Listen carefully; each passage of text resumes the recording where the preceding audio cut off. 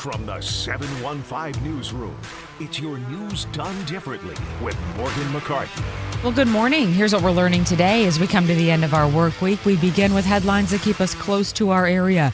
And that includes an update as a man who was the subject of a brief manhunt in Eau Claire back in May has been arraigned on a list of charges. Authorities say 48-year-old Leo Lacey pulled a firearm on another person May 22nd. And as that incident was reported to police, a search for him began. Lacey was arrested a day later, pleaded not guilty to charges that include possession of a firearm by a felon, false imprisonment, and resisting an officer. In Buffalo County, the investigation is now underway after the death of a man at a workplace. There was an accident yesterday at Simrise Pet Food in Mondovi. Authorities say a 54-year-old worker was injured in a forklift accident there and died at the scene. That investigation continues. Well, crews were on campus at the scene of a fire. This was at UW Eau Claire, and the fire was reported just about 10 yesterday morning at Schneider Hall. Now, folks were taken out of that building. Everybody evacuated safely. No injuries reported. So far, firefighters say that fire was located coming from the electrical transformer room and extinguished pretty quick. Full details online from the university. You can find those at 715newsroom.com. And let's spell it together, shall we? My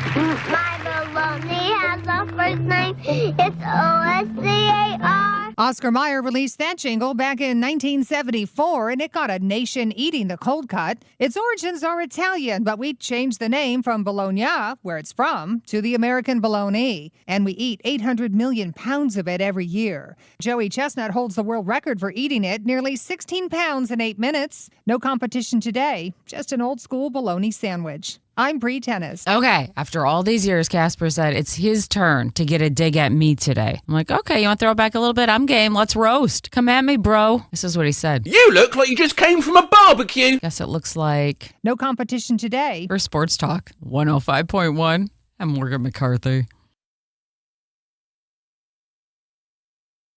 Clear skies and calm winds are making for a cold start to our Friday morning, so you'll want to opt for that heavy coat on your way out the door. Not to mention, we are tracking a few areas of patchy, dense freezing fog, and that could lead to a couple slick spots, especially on bridges and overpasses. Otherwise, today, mainly sunny, a high of 52. Tonight, becoming mostly cloudy, a few showers late, 37. A few more showers possible tomorrow morning. On 13 First Alert, meteorologist Derek Dahlman. It's time to huddle up, Wisconsin. We're talking about the games, the players, and the moments that matter. Bold opinions, smart conversations, and just the right amount of Wisconsin charm. It's the Dan Kasper Show.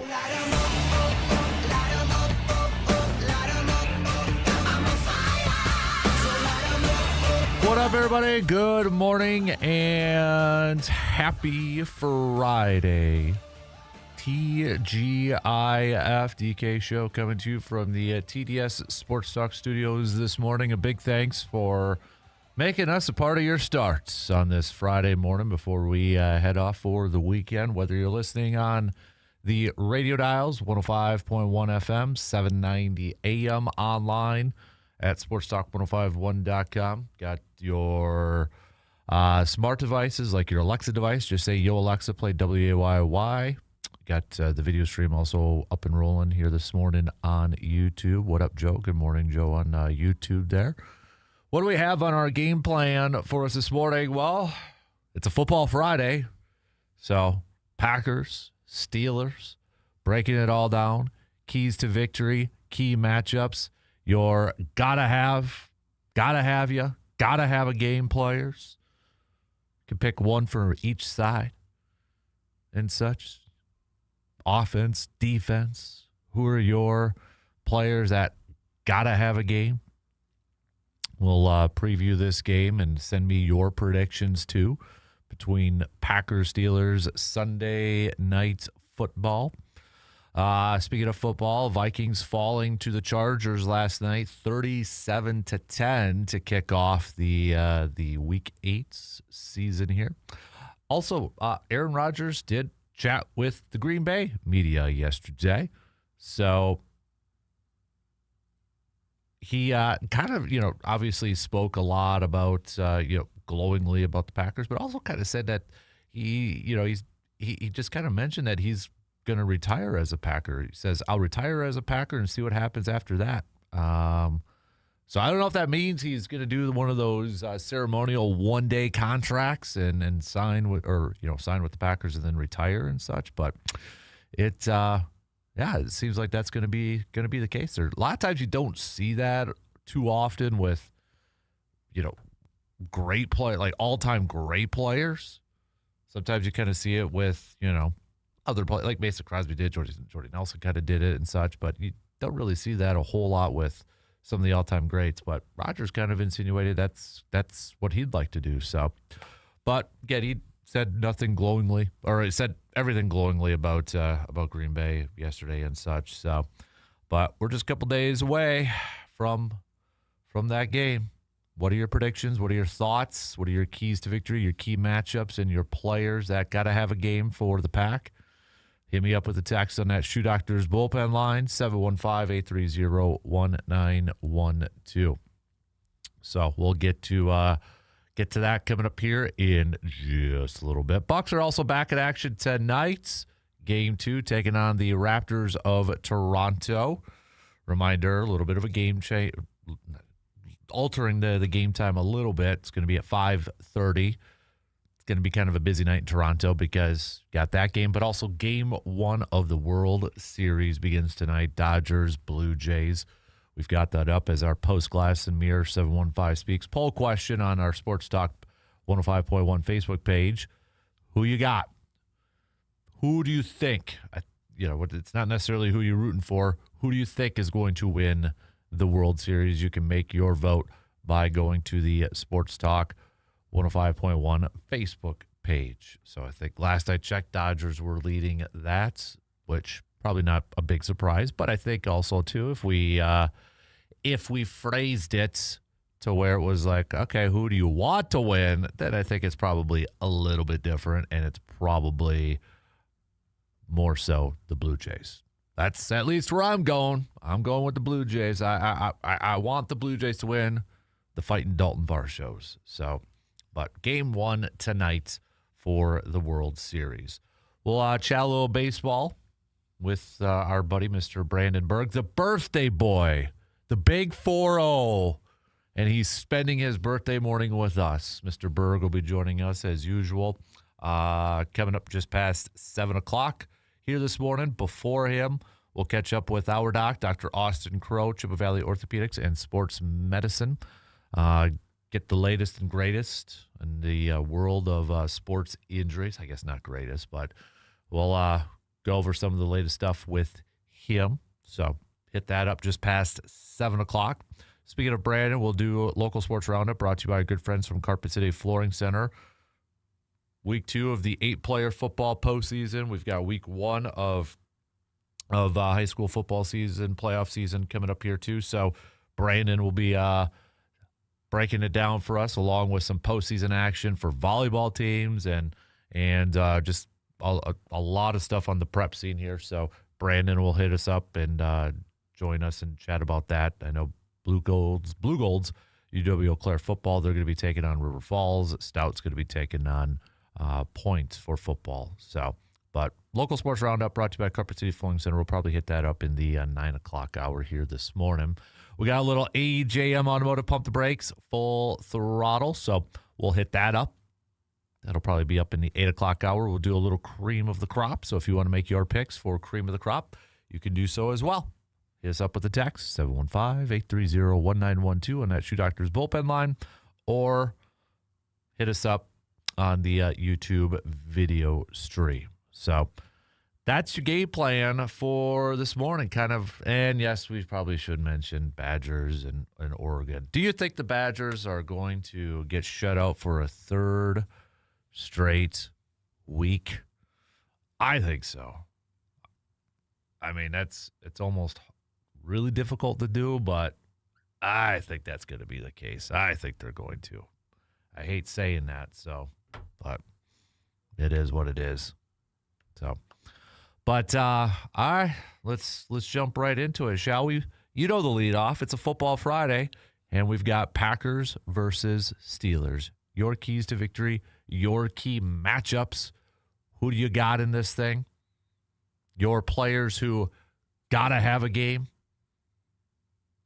Pick one from the offense. Pick one from the defense. I'm holding you to just one. It's easy to pick a position group. It's easy to pick a few. So I want you to really use some brain power. Pick one. Okay? Pick one from each side. How do you see this game go? Where's your confidence level? Where's the vibe check for this game for you Packers fans? All right, where's the vibe check for this? You a little nervous because it's going up against Aaron Charles Rodgers? Or are you feeling confident in Green Bay? You feeling confident in those corners to be able to do their job this weekend? At least Jeff Hafley feels like they are. I mean, I don't know if anybody kind of followed along a little bit with his presser, his coordinators the other day and such.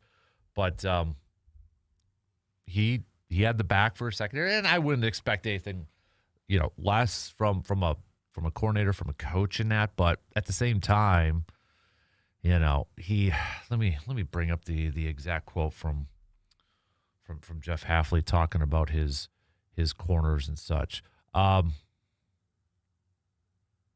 me see.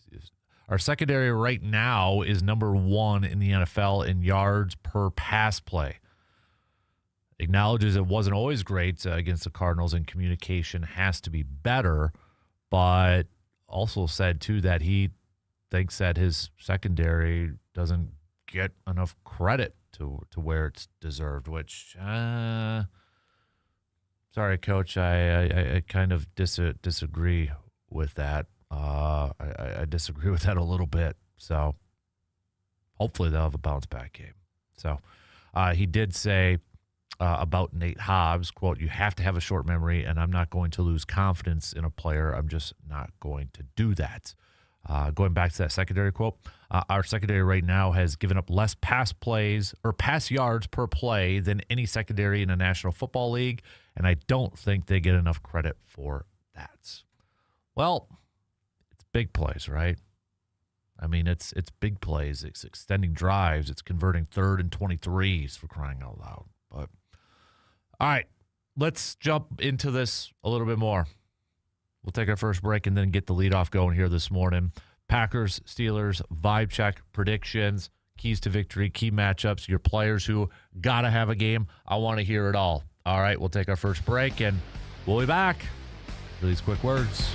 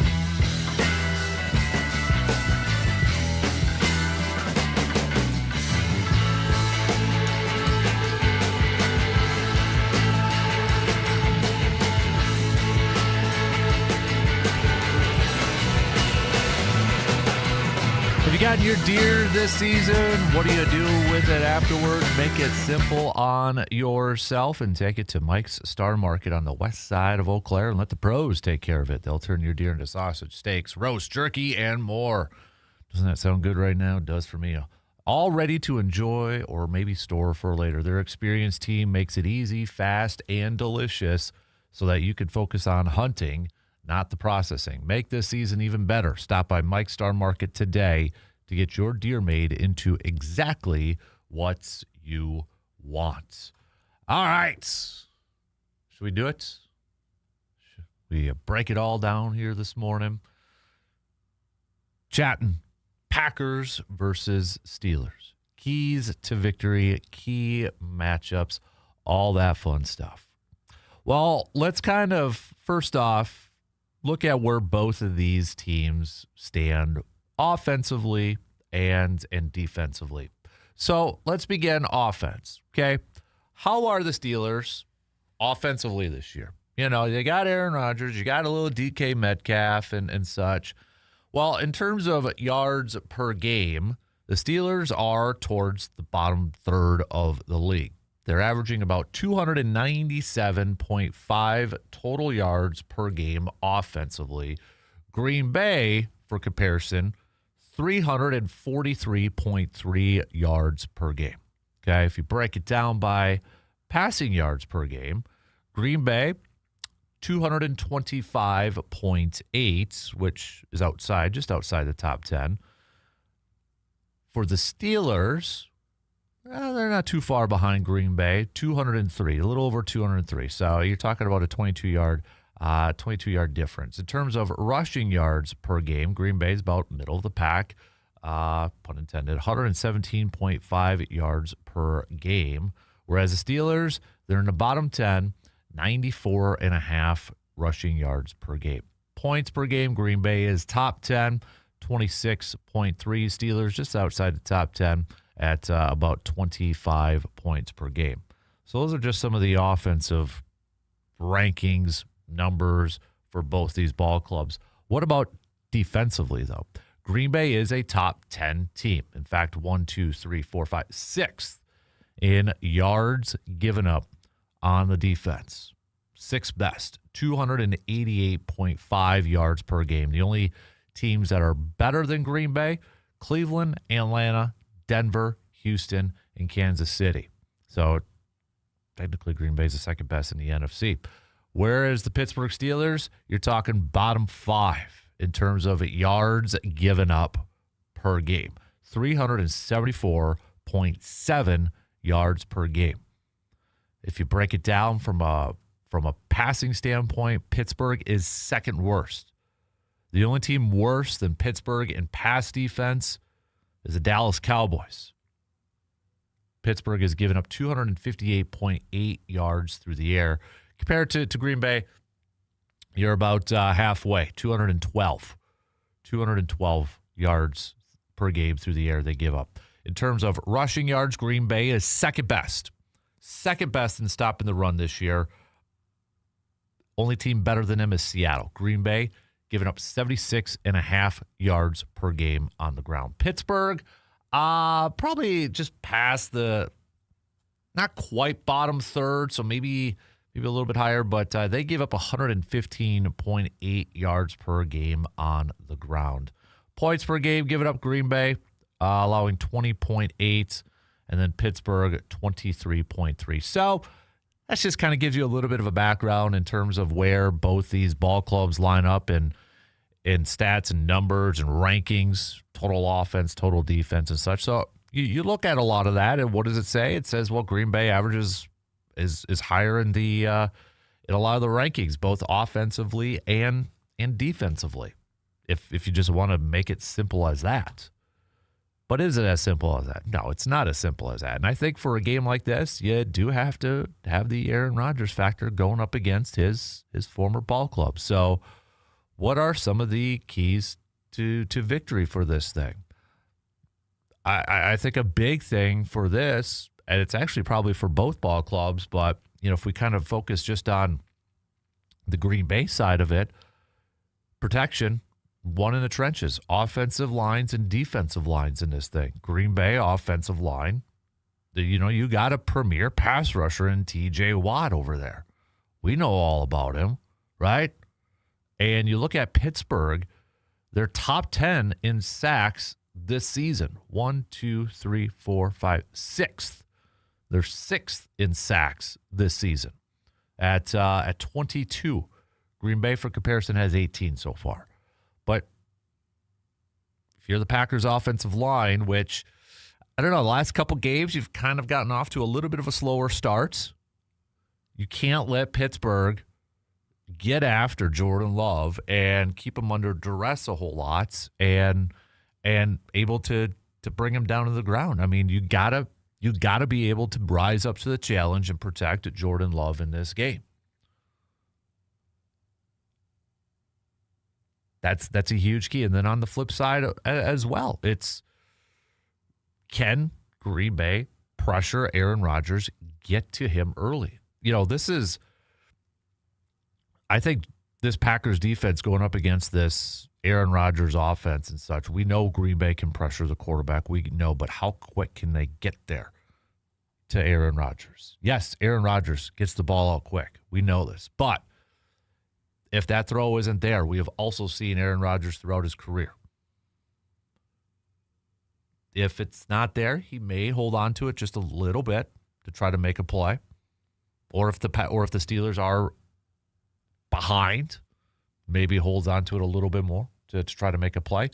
It's going to be key for that Packers defense to not only get after Aaron Rodgers and pressure him and get him off his mark, but can those corners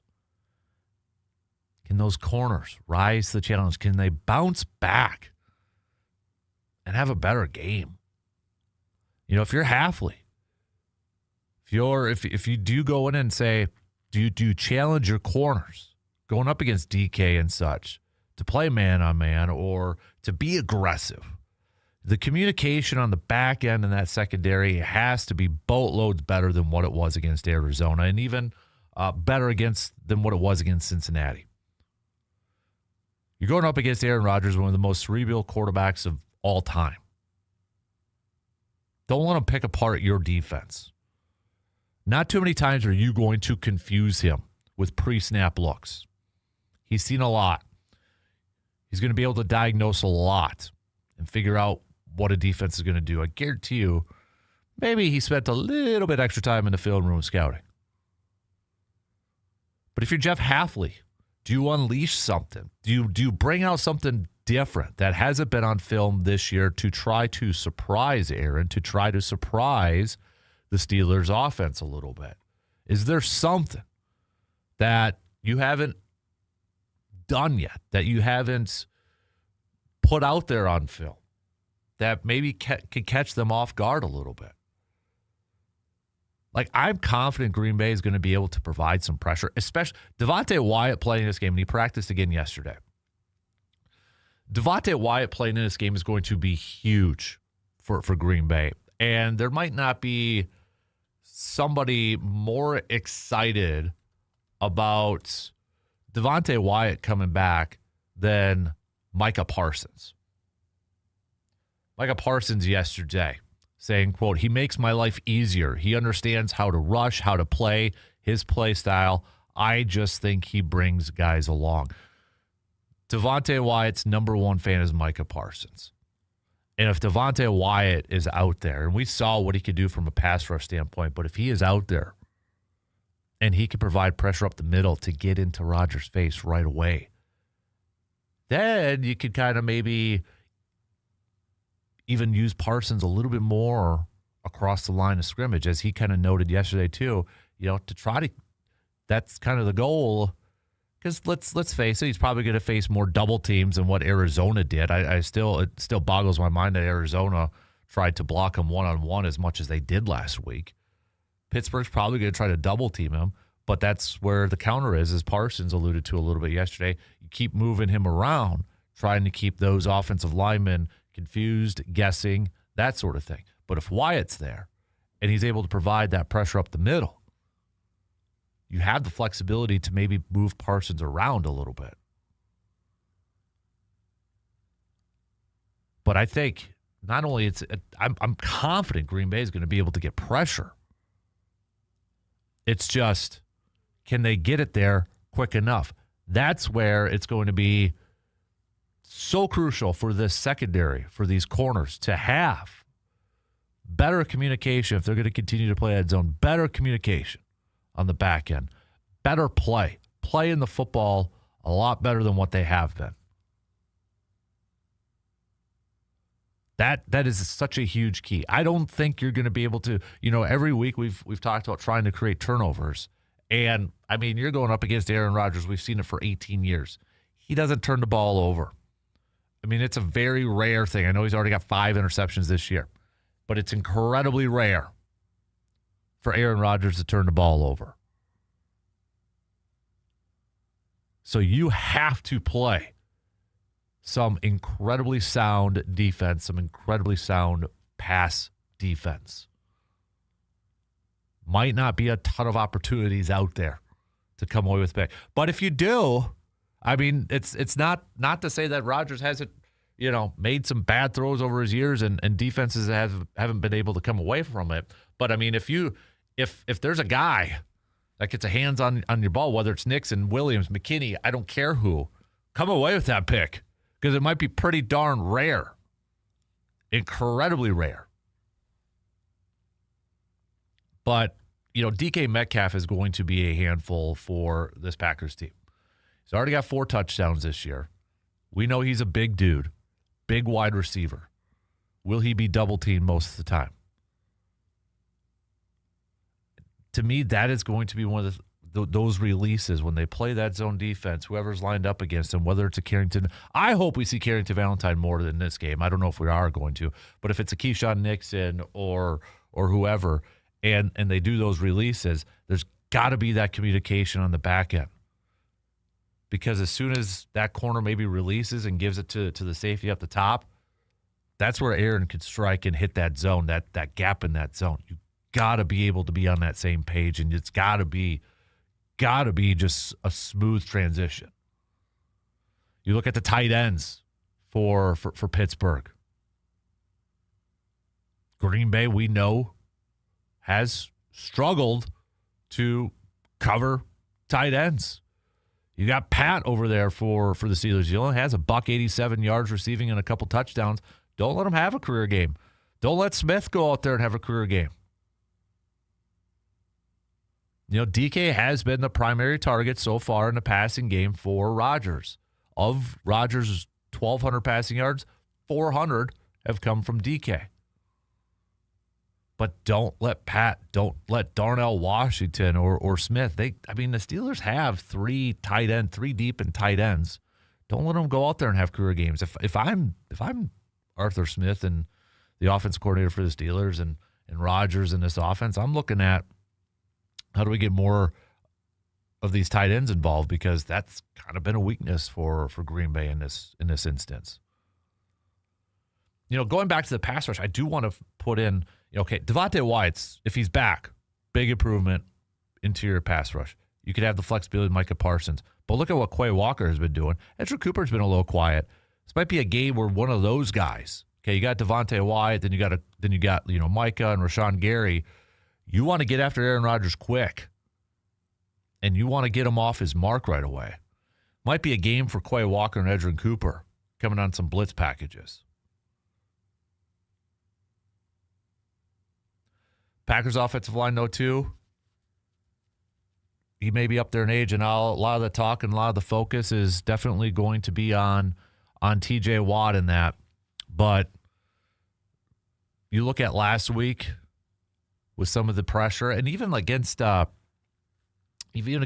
Cincinnati, you got Cam Hayward, veteran, been around for a long time, still plays at a high level.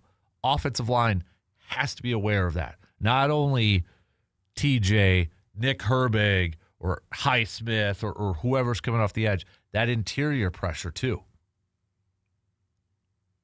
You look at the Steelers defense, you got a Jalen Ramsey on the court. You got Patrick Queen and Peyton Wilson at linebackers. Protect the football. Take care of the football if you're the Packers offense. Know picks, no stupid decisions, no stupid throws, no fumbles, nothing like that. I think it's going to be really important for this Packers offense to play with the lead, this Packers team to play with the lead, to jump out to a lead. Put them in a 2-touchdown hole right away. You know, Pittsburgh has struggled to really establish the run this year. So, really try to make them one-dimensional. Take the running game almost completely out of this thing. And it is kind of weird, but kind of put it on the shoulders of Aaron Rodgers. But you got to have that lead. You got to jump out to a lead. If Pittsburgh jumps out to an early lead, couple touchdowns and such, and then the confidence is flowing and all that sort of stuff, then it's like, okay. But if this offense, let's say they get the ball first, go down there and get that touchdown. Force a quick 3-and-out. Go out there and score another touchdown. Jump out to a 14-0 lead. You have to keep the foot on the gas the whole time. You're not letting up. 60 straight minutes of full-on pedal to the metal. The one thing you can't game plan for in this game is going to be the mentality of Aaron Rodgers, the motivation factor from Aaron Rodgers. Is he going to play with a little bit of a chip on his shoulder? Sure. Yes. If that's what you want to call it, yes. Is he going to be motivated? Yes. Is it a revenge game? I don't think it's a revenge game. It's human nature to want to play well against a team that you have spent your almost entire career with, your Hall of Fame career with. You want to perform well in front of them. You want to perform well against them. So I don't think it's a revenge game, but there is going to be a little bit more emotion attached to it. But on the same side, you can say the same thing for Jordan Love and for this Packers team. They also want to play well against their former quarterback. Jordan Love wants to play well in front of his mentor. So while a lot of the talk is surrounding Rodgers, going up against the Packers, Jordan Love, I guarantee you, still wants to, or Jordan Love wants to go out there and play well against, or up against. I hate saying against because it's not quarterback versus defense. But Jordan Love wants to play well in front of Aaron Rodgers and wants to, quote, out-duel him. You may not say that, but come on. All right? They're competitors at the highest stage. Every competitor has that mindset. You can downplay it so you don't provide extra motivation. And that's the thing, too. It's like Green Bay's not an idiot. They're not going to put something out there to, they're being incredibly cautious in maybe some of the wording and stuff that they're going to say about Rodgers because they know how he operates. Oh, was that a slide? Okay, I'm going to use that. No. There is definitely mutual respect on both sides. But I guarantee you Green Bay is also smart enough to say, hey, don't say anything that might be perceived as something Aaron can use against us. He's just he'll use it. You can't prepare for it. You can't game plan against it.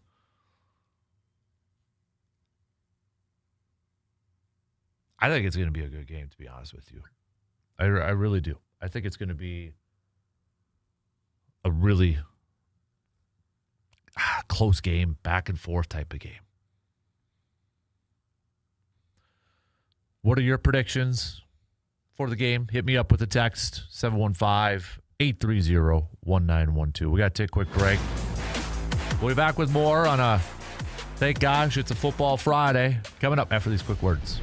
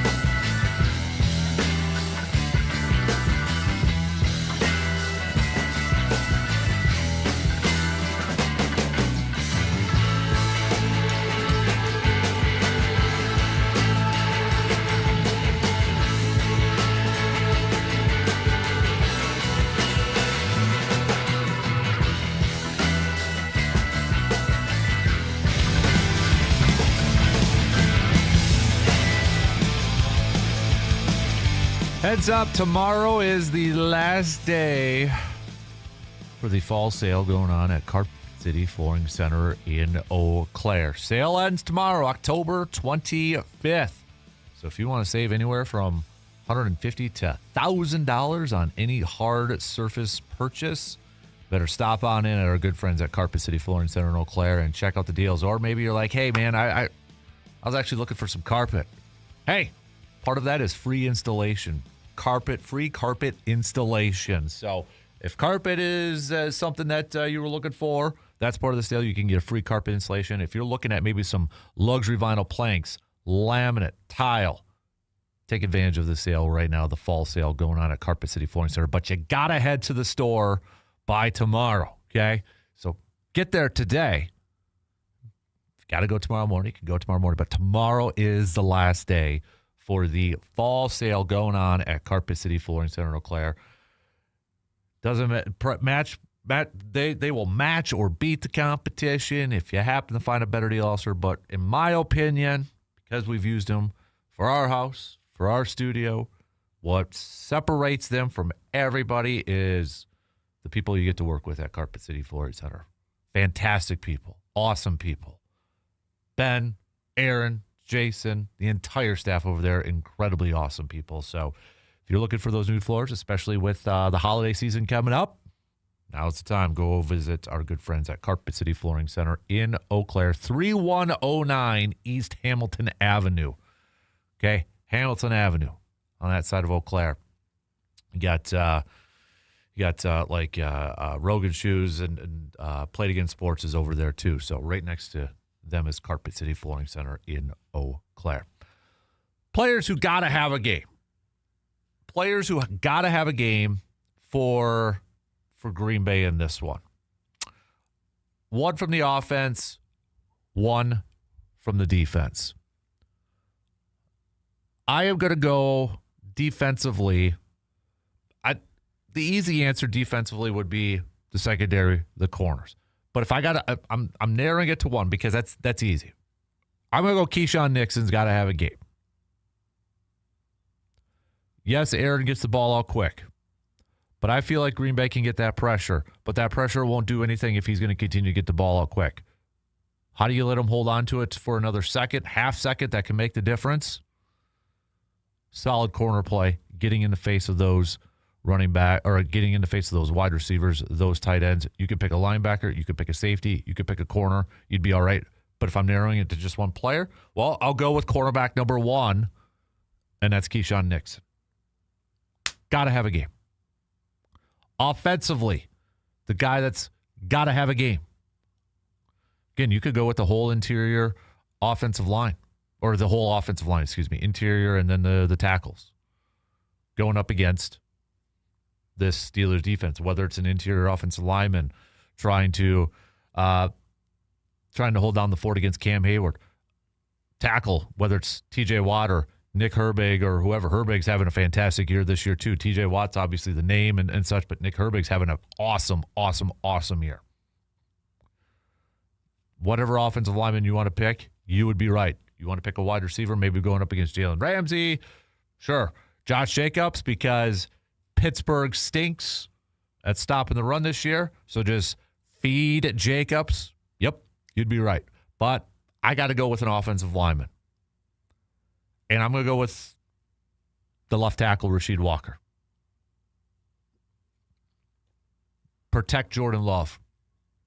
Protect him. I was going back and forth between Rasheed Walker and Elton Jenkins because of Elton Jenkins possibly being, lined up against Cam Hayward and such. I could be convinced on either one of those dudes, Rasheed Walker or Elton Jenkins. But it's got to be an offensive lineman that's got to have a game today or on Sunday. But I'll go with the left tackle in this instance.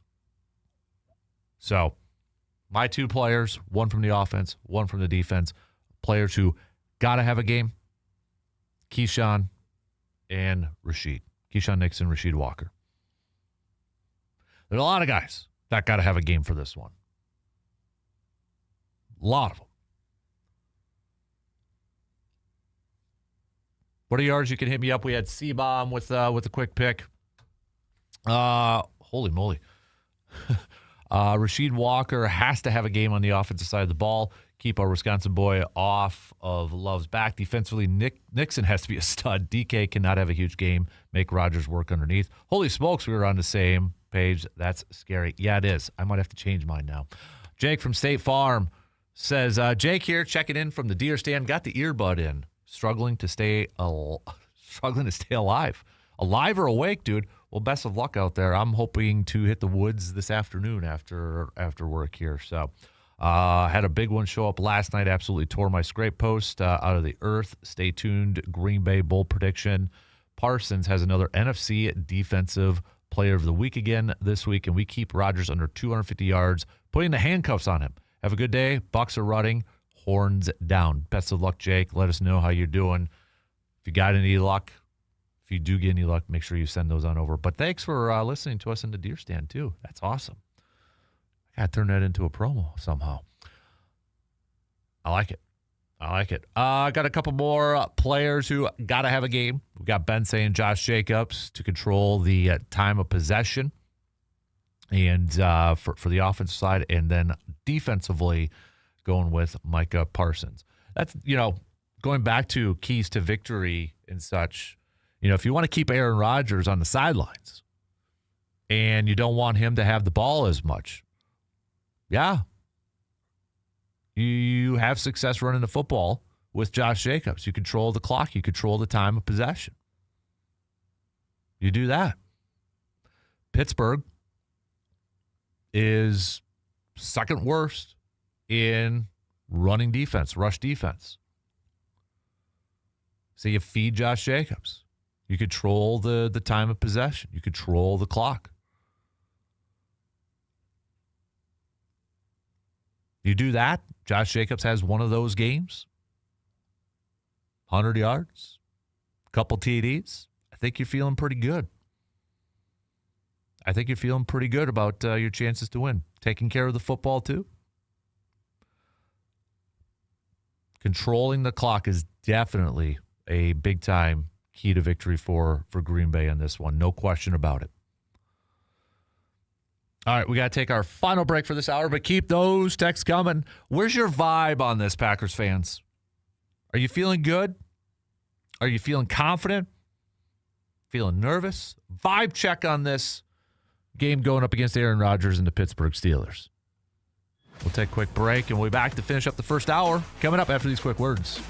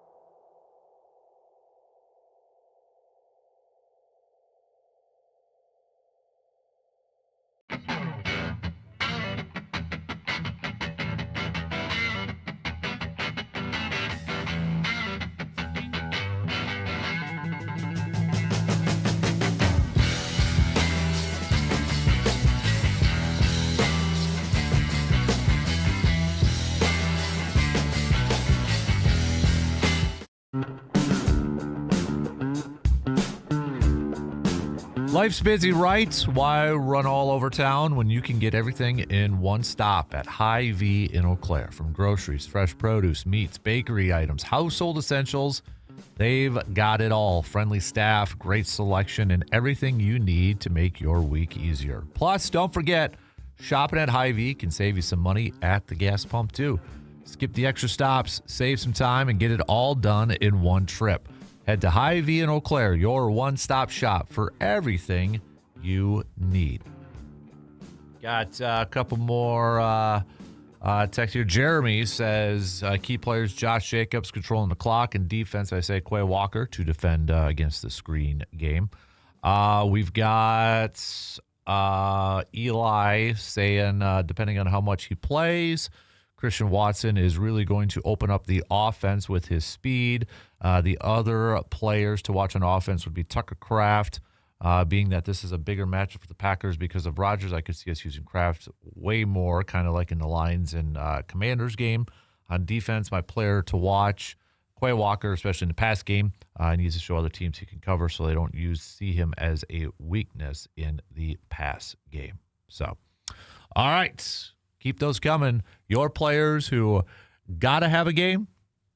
Your players who got to have a game. And your predictions. Where's your vibe? How you feeling, Packers fans? A lot of you sending in your players, your keys to victory and such, which keep those coming. But how you feeling? Where's your vibe with this game? Give me a little bit of a vibe check in it. You feeling good? You feeling confident? Feeling a little nervous going up against your former quarterback? I'll give you my vibe a little bit later. I don't want to tip my pick or anything like that because we got to save the picks towards the back end here. But send me your picks. Send me your predictions, okay? Plenty more football talk this morning. Keep those coming, okay? We got Bucks also tonight as well, taking on the Toronto Raptors. 5:30 tip time. You'll be able to catch the pregame starting at 5 p.m. on the radio dials, 105.1 FM, 790 AM. We also have game one of the World Series. Who's your pick to win the World Series? You going to go Blue Jays? You going to go Dodgers? It's who do you think is going to win, not who you want to win. Right now in our Post Glass and Mirror 715 Speaks poll question, 77% of the voters saying Dodgers, 23% going with the Blue Jays. I think we could flip that and say, if we rephrased it, saying who do you want to win, it honestly might even be higher than 77% for the Blue Jays at that point. But I got a strong suspicion that majority of us are definitely rooting for the Blue Jays in this World Series. But game one of that also tonight. So who do you got? Let us know. Hit me up with a pick, or hit me up with your picks. And you can also please vote on the Post Glass and Mirror 715 Speaks poll question on our Facebook page. Surveyor says, give me Packers 28, Pittsburgh 24, Love with 270 yards and 2 tuds. Musgrave 4 catches, 65 yards and a tud. Jacobs 93 yards rushing and 2 total touchdowns. Key play, Nixon picks off Rodgers in the second quarter in the red zone. I love bold predictions like this.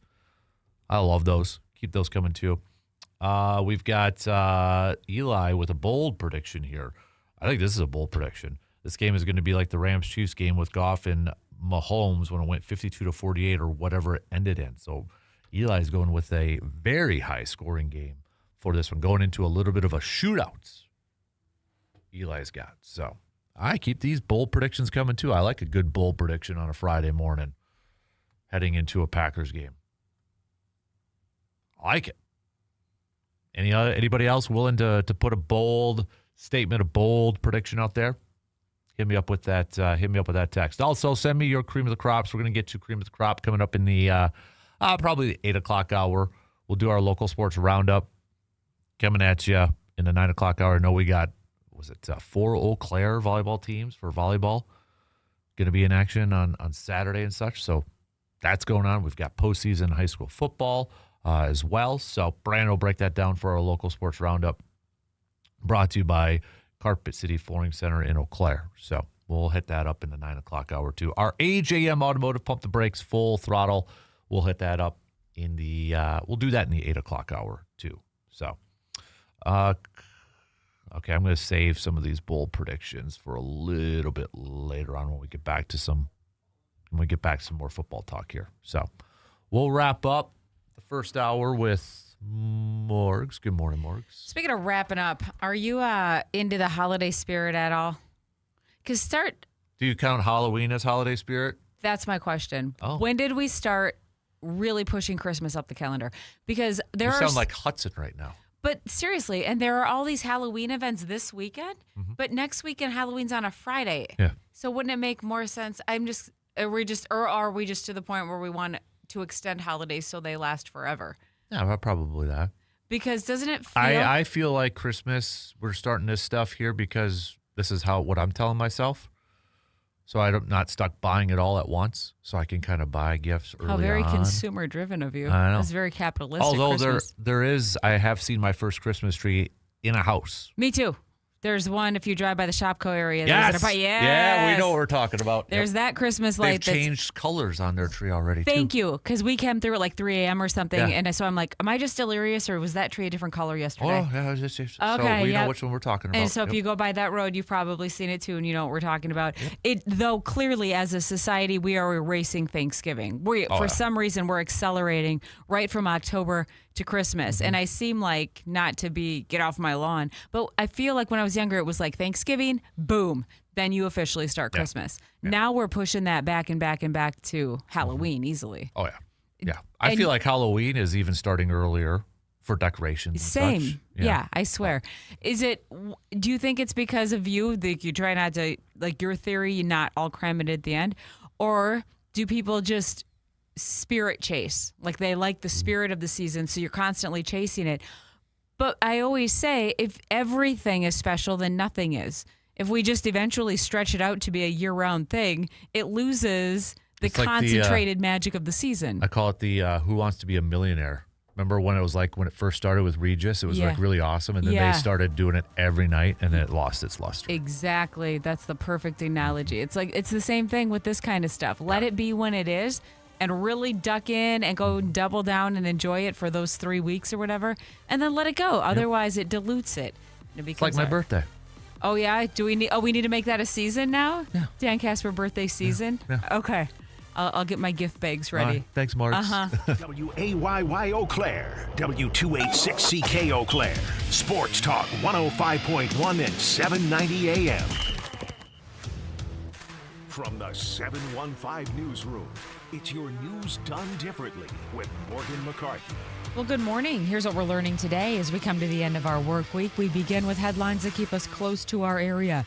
And that includes an update as a man who was the subject of a brief manhunt in Eau Claire back in May has been arraigned on a list of charges. Authorities say 48-year-old Leo Lacey pulled a firearm on another person May 22nd. And as that incident was reported to police, a search for him began. Lacey was arrested a day later, pleaded not guilty to charges that include possession of a firearm by a felon, false imprisonment, and resisting an officer. In Buffalo County, the investigation is now underway after the death of a man at a workplace. There was an accident yesterday at Sunrise Pet Fooding on Davie. Authorities say a 54-year-old worker was injured in a forklift accident.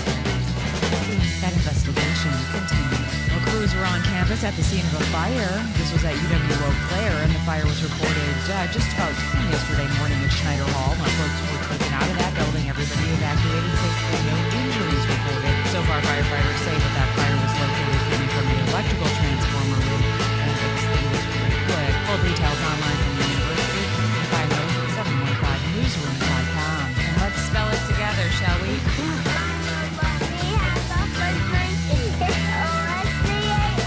Oscar Mayer released that jingle back in 1974, and it got a nation eating the cold cut. Its origins are Italian, but we've changed the name from Bologna, where it's from, to the American bologna, and we eat 800 million pounds of it every year. Joey Chestnut holds the world record for eating it, nearly 16 pounds in 8 minutes. No competition today. It's an old school bologna sandwich. I'm Green Terrace. Okay. After all these years, Casper said it's his turn to get a dig at me today. I'm like, okay, you want to throw it back a little bit? I'm game. Let's roast. Come at me, bro. This is what he said. You look like you just came from a barbecue. Yes, it looks like No competition today. for Sports Talk 105.1. Clear skies and calm winds are making for a cold start to our Friday morning, so you'll want to opt for that heavy coat on your way out the door. Not to mention, we are tracking a few areas of patchy, dense freezing fog, and that could lead to a couple of slick spots, especially on bridges and overpasses. Otherwise, today, mainly sunny, a high of 52. Tonight, becoming mostly cloudy, a few showers late, 37. A few more showers possible tomorrow morning. On 13th Alert, meteorologist Derek Coleman. From the first whistle to the final buzzer, from the locker room to the beer stand, it's Sports Wisconsin style. This is the Dan Kasper Show. Your home for hard-hitting takes, in-depth conversations, and some fun along the way. All right, here we go. Second hour kicking off right now on this Friday morning. A big thanks for making us a part of your start here on this October 24th. And we've got a busy program. First hour was pretty darn busy. We've got local sports roundup coming up here in just a little bit. Busy night for some high school football teams with playoffs underway. I know 8-player teams got underway. We got more teams underway for 11-player and such coming up starting tonight and this weekend and such. So Brandon will be joining us to break it all down for our local sports roundup. We'll get back to some more football talk here with Week 8 officially getting kicked off last night. Chargers taking down the Vikings and such, which I'm sorry, Austin. By the way, if you can hear me, dude, you're on mute, right? No, you did. Okay, there you go. There you go. I didn't want any background noise, but yeah, I don't even know what game you're talking about. All right, good. Yeah, I don't recall. We don't need to go down that road, right? So that's our man, Dr. Austin Crow, Chippewa Valley Orthopedics and Sports Medicine, joining us this morning. How you doing, sir? Getting ready for playoff football? Yeah, well, that's let's focus on that game, not last night's game. Yeah. So yeah, we got a playoff football starting here. So Regis, we're taking on Unity tonight. So playing a home game tonight at Carson Park, 7:00. They got a big, strong quarterback. I think that's going to be probably our biggest challenge. But playoff football is playoff football, right? You got to show up every week and play well if you want to advance. So we're looking forward to the challenge. Awesome. Well, best of luck, man. And I know that's a good bracket you guys are going to be in too if you advance. So it's going to be a tough one for sure. Mm-hmm. No doubt. Let's talk about, first of all, your Vikings too, because a lot of talk has been about JJ McCarthy and with the ankle injury and such. And I know he was suited up. I mean, he looked like he was, jumped up to try to avoid, was it Justin Jefferson rolling into his ankle yesterday or last night and such. Now it kind of seems like he's in line to start against the Lions here. Do you think it was more, I know there's a lot of conspiracy stuff going out there with the ankle such and that. I mean, do you think it was they just wanted to make sure he was 100%? Do you think they wanted to play Carson Wentz? What's your thoughts on that, being a doctor, but also a fan of the team too? Yeah, I mean, it's a tough one. I mean, I think high ankle sprains are tricky because they're often much more serious than people kind of first believe. So, a lot of people are used to standard ankle sprains, seeing the recovery process, and within, 2 to 4 weeks, most guys are doing pretty well with their standard lateral sprain. High ankle sprains definitely take a lot longer. And in the again, even though he's able to jump out of the way, I mean, that's one instant movement. I mean, you don't know if he's really able to have lateral side to side movement. I think with a young quarterback like that, I think the last thing I want to do is put him out there when he's not 100% and set him up for failure. So I do believe that, high ankle sprains are often, when I see a football player, I say, look, expect, you're going to be out 4 to 6 weeks. I think that's pretty standard for a really significant high ankle sprain, which is what he had. So I don't think it's anything outside the normal time frame. So again, to me, it's not like he can't walk. It's just you say, hey, go play on a field with the most athletic people in the world. Maybe you just can't cut that, right? So I'm not reading into it too much. I don't think that the Vikings are looking to, test out Carson Wentz more to see. I think we know what we have with him, which is a journeyman quarterback who makes a lot of bad throws. So I think we've run that experiment now. He every once in a while have a throw or make a play where you say, wow, that was that flash that brought people in. But then he has the throw, 1 or 2 plays later where you just scratch your head and say, what was that? So I think most fans were ready to come back to JJ and see what we have. And, we've talked about this. We live in a day and age where people want to have, instant Hall of Famers, right? Guy comes on and plays at a high level right away. But I mean, I mean, there's a lot of hard things in sports. I think what people say the hardest thing in sports is to hit a fastball. I'd have to say that playing quarterback in the NFL has got to be right up there with that. I mean, it's physical, it's mental, it's experience. And for guys that go from a collegiate level to step in and succeed at the NFL level, it's just not easy to do. So you got to give them time to grow. And so I think we'll see what happens over the next season or two. But to answer your question in a very long-winded way, I think it was a legit injury, and I think that he's hopefully going to be coming back at a high level. Mike Evans, I mean, the guy who has been like Mr. Consistent, maybe one of the most underrated wide receivers when you kind of think about it. I mean, 1,000 yards every year. He's not going to get that this year because he broke his collarbone earlier, was it Monday Night Football against the Lions? I think, yeah. It was Monday Night Football, against the Lions. So collarbone, Packers fans are probably familiar with that with Aaron Rodgers a couple times here. But given the position that he also plays too, wide receiver, does that factor in recovery time coming back from a broken collarbone? Yeah, I mean, I think, if you look at a quarterback that's probably going to take less contact, you might try to get him in a little bit sooner. But really, most positions in the football field are going to be, contact collision type positions. So you need that clavicle or collarbone to be ready for a full hit, right? So, I don't know if did he have surgery? I don't know if I saw that in the news or not. I saw how he broke it. Yeah, I don't know if they commented on that or not. So it depends on the fracture pattern. Sometimes when we get plates and screws in there, when we get the bone lined up perfectly, it heals a little bit faster. We can often get people rehabbing more quickly. So a lot of the times high-end athletes will elect to have them fixed, even if it's borderline. Now, if it's markedly displaced, then we're going to fix them almost no matter what. But that'll kind of play into it. So he's going to miss, I'd say, likely between 6 and 8 weeks, in all likelihood, depending on the fracture pattern. And that's going to clearly put a dent in his production. And yeah, you're right. I mean, he really somehow flies under the radar as a guy who's been, and they haven't exactly had a really solid quarterback for a long period of time. He's had different quarterbacks come through, and yet he always produces, right? So he definitely has been a guy that has been Mr. Consistent. Yeah, it says here he is scheduled to undergo surgery. It says this week, so I don't know if he's already had it or not. But yeah, I bet by now he probably has. Yeah, those usually the swelling doesn't get too terrible, and if it is, it's not a huge deal. There's some things like broken ankles, for example. Sometimes we have to wait, a week to look at the swelling down. Elbow fractures, but a lot of times clavicles, you can get to him right away. So I bet he's already had the surgery. Staying with football, but going back to a quarterback, Jaden Daniels, who's not going to be playing against the Chiefs this week.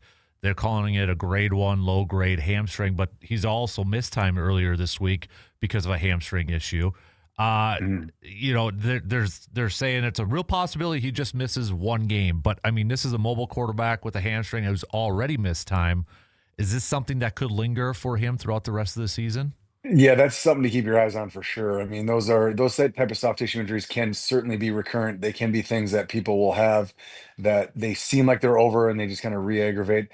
I mean, and same concept is, you want to make sure that guy's 100% getting back out there. Otherwise, you run the risk of re-injury. And sometimes you re-injure it worse. So it's not uncommon for a guy to go back and try to play and then actually, especially with these mild ones, turn a mild injury into more severe ones. So I don't think, especially with the, quote, franchise quarterback like that, they're going to try push him too terribly hard. But, they're also struggling this year, and they obviously saw themselves as a playoff contender, and they're on the outside looking in right now. So they're probably, chomping at the bit as well. So they'll find that fine line to walk. But, with these hamstrings or groins or calves, all these type of soft tissue injuries, you need to give him the proper time. I mean, it just, as a fan, you're like, why doesn't he just get back out there? But the problem is you tweak it, and it can be, again, that tweak, quote unquote, can certainly be worse sometimes than the original injury. So you want to make sure they're ready to go. And it's a long season. So these injuries, they pop up on every NFL team, and you just got to get the guy healthy, get him in a good spot where he can go out and play. Stephon Diggs, wide receiver for the Patriots. Yeah, I was looking because it says on the injury report he's got a chest injury. When you see chest injury, he was a limited participant, though. What could be some possible issues with a chest injury, but he's still a limited participant in practice? Yeah, pec muscle injury is certainly one. So you can strain a pec. We see that more commonly in like linemen because they're doing a little bit more of that type of motion. You can have injuries to the ribs where they kind of meet the sternum. So like costochondral injuries, we call those. I guess an oblique injury. Usually they'll call those oblique or ab though. But those kind of fall in that category. So I'd say probably one of those. would be probably the one. And they'll often call a rib injury a rib injury. So again, you kind of eliminate the just the standard like cracked rib or something like that. So probably more of a chest wall or a pec muscle injury would be my suspicion. Was with the pec injuries, because that was like going back to J.J. Watt, right? He had a couple of those, I think. What causes an injury like that, or because I feel like we hear that more? Is it more specifically for like the offensive lineman, defensive lineman type of players? That Yeah, suffer those? they definitely have a much more common. I mean, it happens generally with think of it like a bench press type motion. So driving your arms and pushing someone away from you. I mean, in the community as orthopedic surgeons, we take care of a number of pec injuries. They're almost universally done with while people are bench pressing. So they're working out, it's that motion. And usually it's going to be one of two things where you can actually injure the muscle belly, but often when it comes to see us, they've actually avulsed the tendon, and that's what JJ had. So he had to have surgery to repair it. And so we do see that. So that's much more commonly seen in guys in the interior line that are trying to literally push each other off. It's basically a bench press type motion. So they're pushing, big bodies, against each other. Yeah, because I think was it Darren Waller, the tight end from Miami, just suffered a pec injury, and they said he's going to be out several weeks at this point. So which would make sense. I mean, tight end probably, maybe a run blocking stance and pushing out like that. So Yep, absolutely. Packers really quick, just a couple of them here or so. I mean, we got a couple kickers now, so I mean they could probably wait for Brandon McManus here, but kind of a weird thing, the quad injury thing. They've been patient with him, and he said last week or so that this was something he's dealt with before and he's kicked through. But from a kicker with a quad issue, and that would it just maybe be like a strain possibly with a quad injury when it comes to a kicker? It could be that or tendonitis, one of the two. So, tendonitis is more of inflammation in the tendon, the actual insertion of the tendon into the bone. So we do see that not uncommonly. So, in the knee, so the quad comes down to the patella or the kneecap and it inserts onto the top edge. That area can get inflamed. And certainly we'd see it with repetitive activities, and clearly kickers do repetitive activities. I mean, if you've ever been on a football team, the kicker is kind of in the corner just hammering kicks all day long. So Yeah. it's certainly a possibility. Or it could be more of in the muscle injury. I would tell you, based on the fact that they're trying to play through it, I think it's more likely to be a quad tendon injury issue. So not an actual injury, but like a tendonitis, because they're a lot safer to play through. Again, once you have an actual muscle injury or musculotendinous injury, those are things that you can aggravate and worsen. What we were just kind of talking about with hamstrings. Same thing with the quad. But if it's a tendonitis, that's more of all right, it's kind of aggravated. You can play through it. And if he's played through it in the past, I think that's more consistent with the tendonitis based problem. And then Christian Watson sounds like he's going to make his season debut after tearing an ACL. I think it was the second to last game last year for Green Bay. Now, we've talked a lot about ACLs over the year and different players, how the recovery. I mean, you got Brandon Ayuk, who's still trying to come back from an ACL injury that he suffered earlier in the season last year. When it comes to a guy like Christian Watson, he's a bigger receiver, but he's speed. Is there going to be any issues with him regaining that speed? Is it something that he's going to have to work to, or is that something for guys when they come back from an ACL injury, they usually get that speed back right away?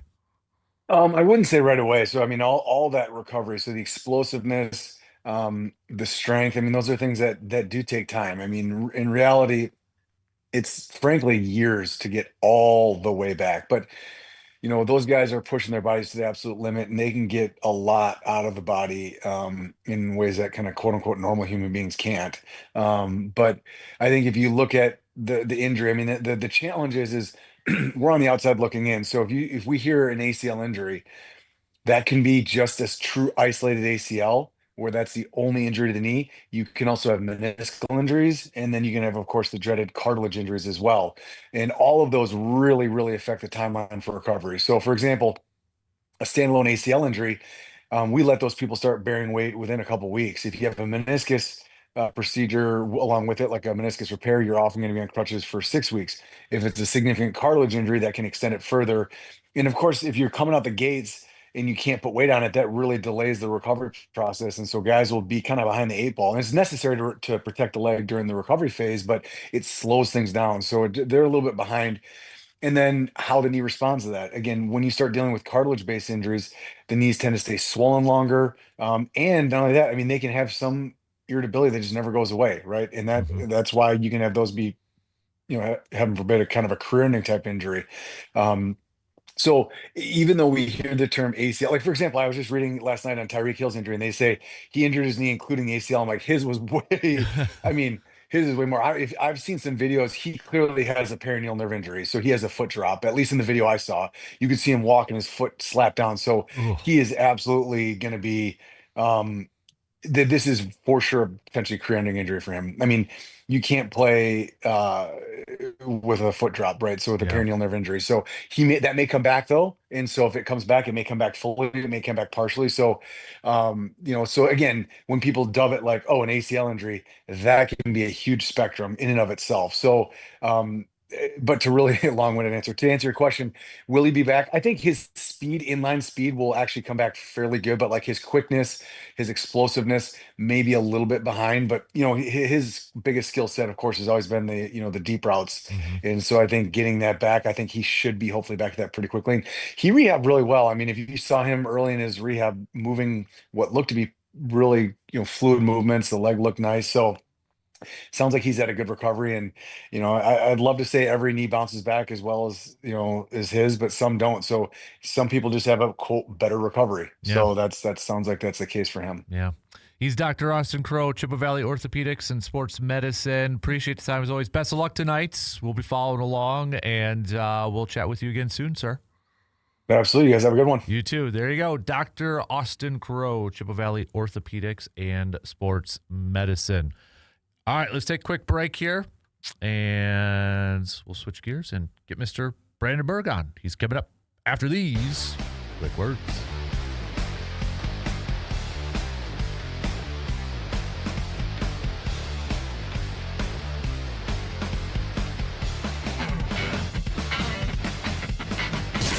You're listening to the Dan Kasper Show. Winter and the holidays are coming, so don't let aches and pains slow you down. At Chippewa Valley Orthopedics and Sports Medicine, they help you get back on your feet, back on the field, and feeling your best. Whether it's a sports injury, joint pain, or something that's been nagging you all year, their expert team can help make the pain go away before the snow flies. Don't wait any longer. Simply make your appointment today by visiting their website at cbosm.com and get moving again this season. Finding great candidates to hire can be like, trying to find a needle in a haystack. Sure, you can post your job to some job board, but then all you can do is hope the right person comes along, which is why you should try ZipRecruiter for free at ZipRecruiter.com/free. ZipRecruiter doesn't depend on candidates finding you. Its powerful technology identifies people with the right experience and actively invites them to apply to your job. You get qualified candidates fast. So while other companies might deliver a lot of hay, ZipRecruiter finds you what you're looking for. The needle in the haystack. 4 out of 5 employees who post a job in ZipRecruiter get a quality candidate to the site within the first day. ZipRecruiter, the smartest way to hire. And right now, you can try ZipRecruiter for free. That's right, free. Just go to this exclusive web address, ZipRecruiter.com/free. That's ZipRecruiter.com/free. ZipRecruiter.com/free. Progressive Team Driver discount could lower the cost of insurance for your team and save you money. And then you can still spend money. It's just when you think you have a grasp on spending. New sneakers. And then it's money for a school field trip. And of course, spending money. Oh yeah, and a new phone to replace the one they dropped in the toilet. Oh, don't remind me. So just get Progressive Team Driver discount. And then you can continue to spend money.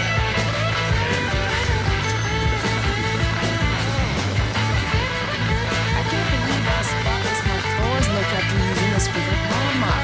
No more dragging around a heavy mop and messy bucket. Now I get the same deep clean without all the work.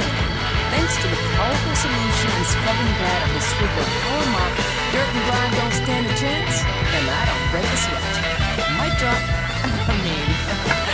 Mop drop.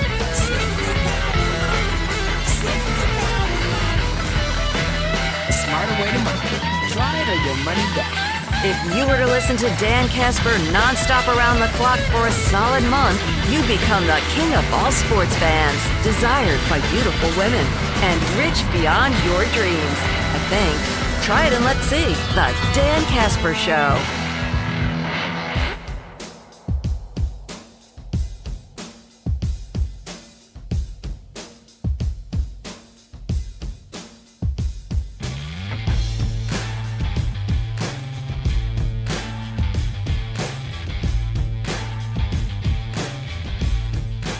It's that time of year again. The November deer gun hunt is right around the corner. Before you head out to the woods, make sure you're ready with a stop at Tilden Gun. Whether you're looking for a new rifle, shotgun, ammo, scopes, or gear, Tilden Gun has the best selection around and at the best prices to match.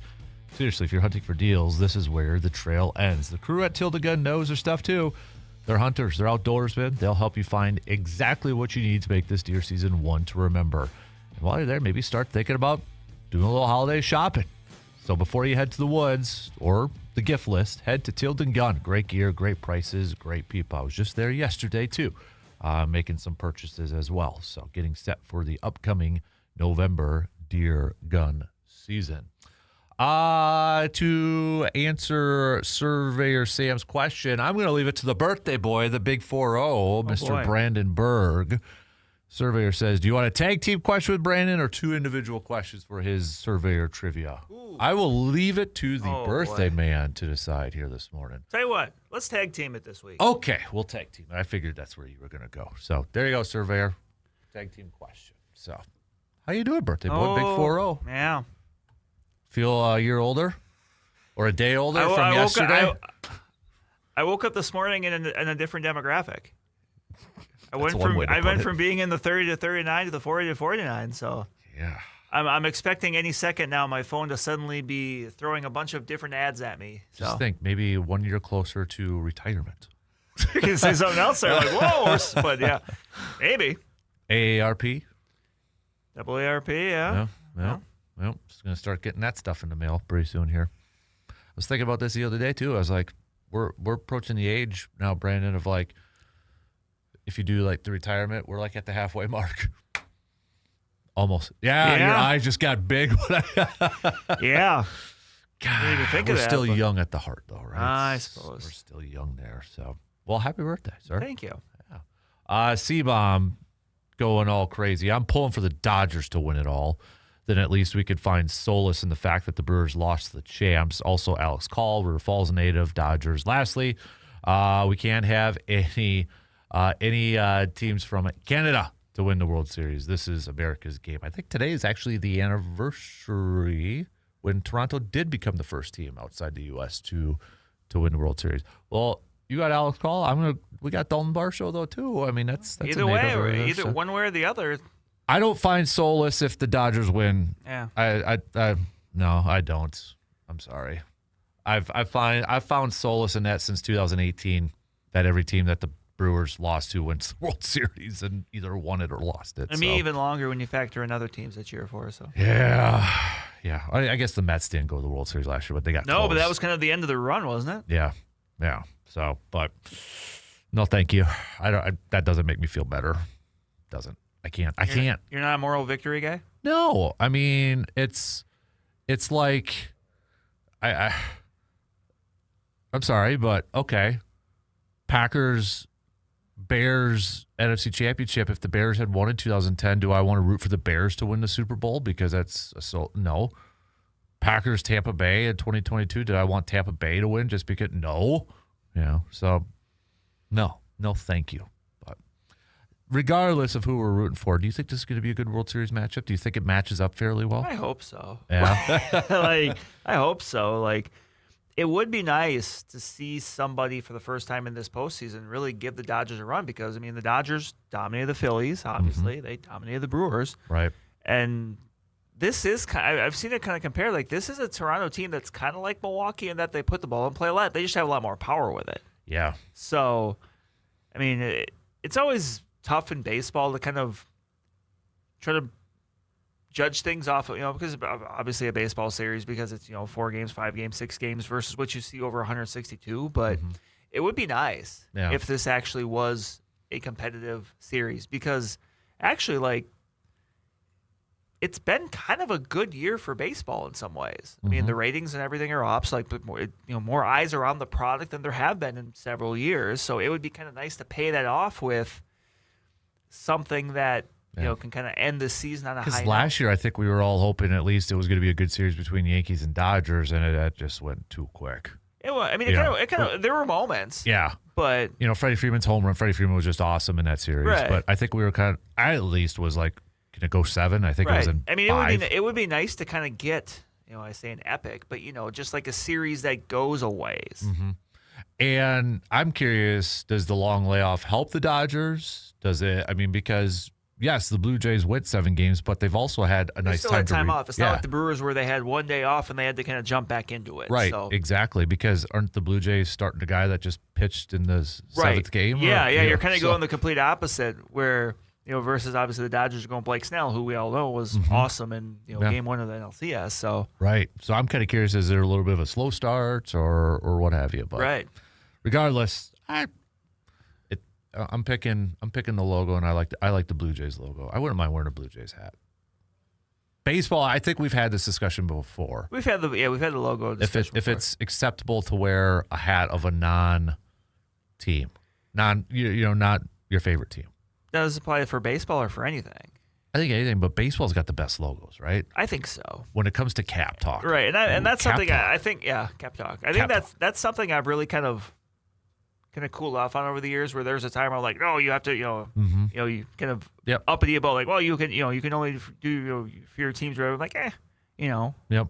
Like I know it doesn't bother me if there's some, if you're a Brewers fan, you're wearing a Baltimore Orioles hat or something. I don't care. Yeah, a friend of mine has a bunch of different ones, teams, and just he's more of a fashionista, I think, and that. But I think some people just wear a Yankees hat because it's a brand and right. And it's such, kind of a status. In many ways, it's kind of a status thing. Right. But honestly, I wouldn't mind wearing a Blue Jay hat or a Baltimore hat, the right one. Right. But I don't know if I want to spend $50 just because I think it looks cool. Right. Although I did just buy a hat the other day. You might be the only one that would appreciate it. I shouldn't say. NBA and NBC. New era hat. Come on. Round Ball Rock. I got to represent my youth. Yeah. You're treading closer to the Rob Lowe NFL hat at the NFL game. Exactly. Come on. I mean, I got to represent the night. That was... You'd appreciate it, right? Come on, just say yes to make me feel better. Sure. Okay. All right. So I'll be honest, though, I don't have of my hat collections. I don't have one of a team that I don't cheer for. I've thought about getting one. Like I wouldn't mind. I kind of like the A's hat too, with the yellow brim. And I remember as a kid. Obviously, the color scheme works for you too. So. Oh yeah, I remember as a kid, I had a Florida Marlins hat because that's what Kmart had. There you go. And it had the old school green under it. Yeah. What does the Medford Kmart have? Yeah. And it was a fish. So I was like, okay, it's cool. It's a fish. But it was the F with the marlin in it. I'm trying to think if I had anything that was. I had a White Sox one because I thought I was a White Sox fan. That's what I go to, my first favorite baseball team. But they were on TV more though too, because. Well, that's the thing. Like when I was a kid, I was obviously a Brewers fan, but I also liked the Braves. Yeah, because they're on TBS, yeah. and I know that's a connection a lot of Cubs fans have. Is grew up WGN. Like at that time, games were not as readily available. Although I guess now in hindsight, right now you could make the case they not always are in baseball. But those teams were on they were on regular cable TV a lot, so you gravitated more towards them, and that's understandable. I was a Frank Thomas fan. I was Big Hurt, so. But I think also, too, I mean, you had Griffey back in the 90s, too, so I think a lot of people... Video games, I think, probably for kids who didn't get to watch baseball a lot on TV, probably gravitated towards a lot, with who you pick and such. And Griffey was a big one. Oh, yeah. And, I mean, Griffey, too, was just... I'm trying to think of, athletes who were just cool. Yeah. Oh, yeah. Like... The backwards cap. You could see why people, especially kids, would like him. Mm-hmm. I remember, so again, Medford had this store. I think it was called Northern Merchandise, something like that. But it was like some, not secondary, but like maybe some stuff that didn't sell, so they sell it cheaper. You know what I'm trying to say? And they had, I'll call it a Samuel L. Jackson hat. Do you know what I'm talking about? Like the golf hat. But they had the Ken Griffey Jr. logo of him with the swing on the back, so I bought that. And you'd wear it backwards, so it had like the Ken Bet you Griffey wish you still had it. I wish I did, along with the Whittlesey Lions Little League hat. I wish I still had one. Not a new version. The old 90s, the trucker cap that we had to wear in Little League. I wish I still had that too, but alas, it is what it is. So, All right. Hey, let's take a quick break. We got a lot more to get to, though. What? No. Oh, I thought you were going to pose a question. You had that look to me like you were going to pose a question. Okay. All right. Just making sure. All right. Because your birthday. I don't want to poo-poo on your birthday. So let's take a quick break. We'll be back with more coming up after these quick words.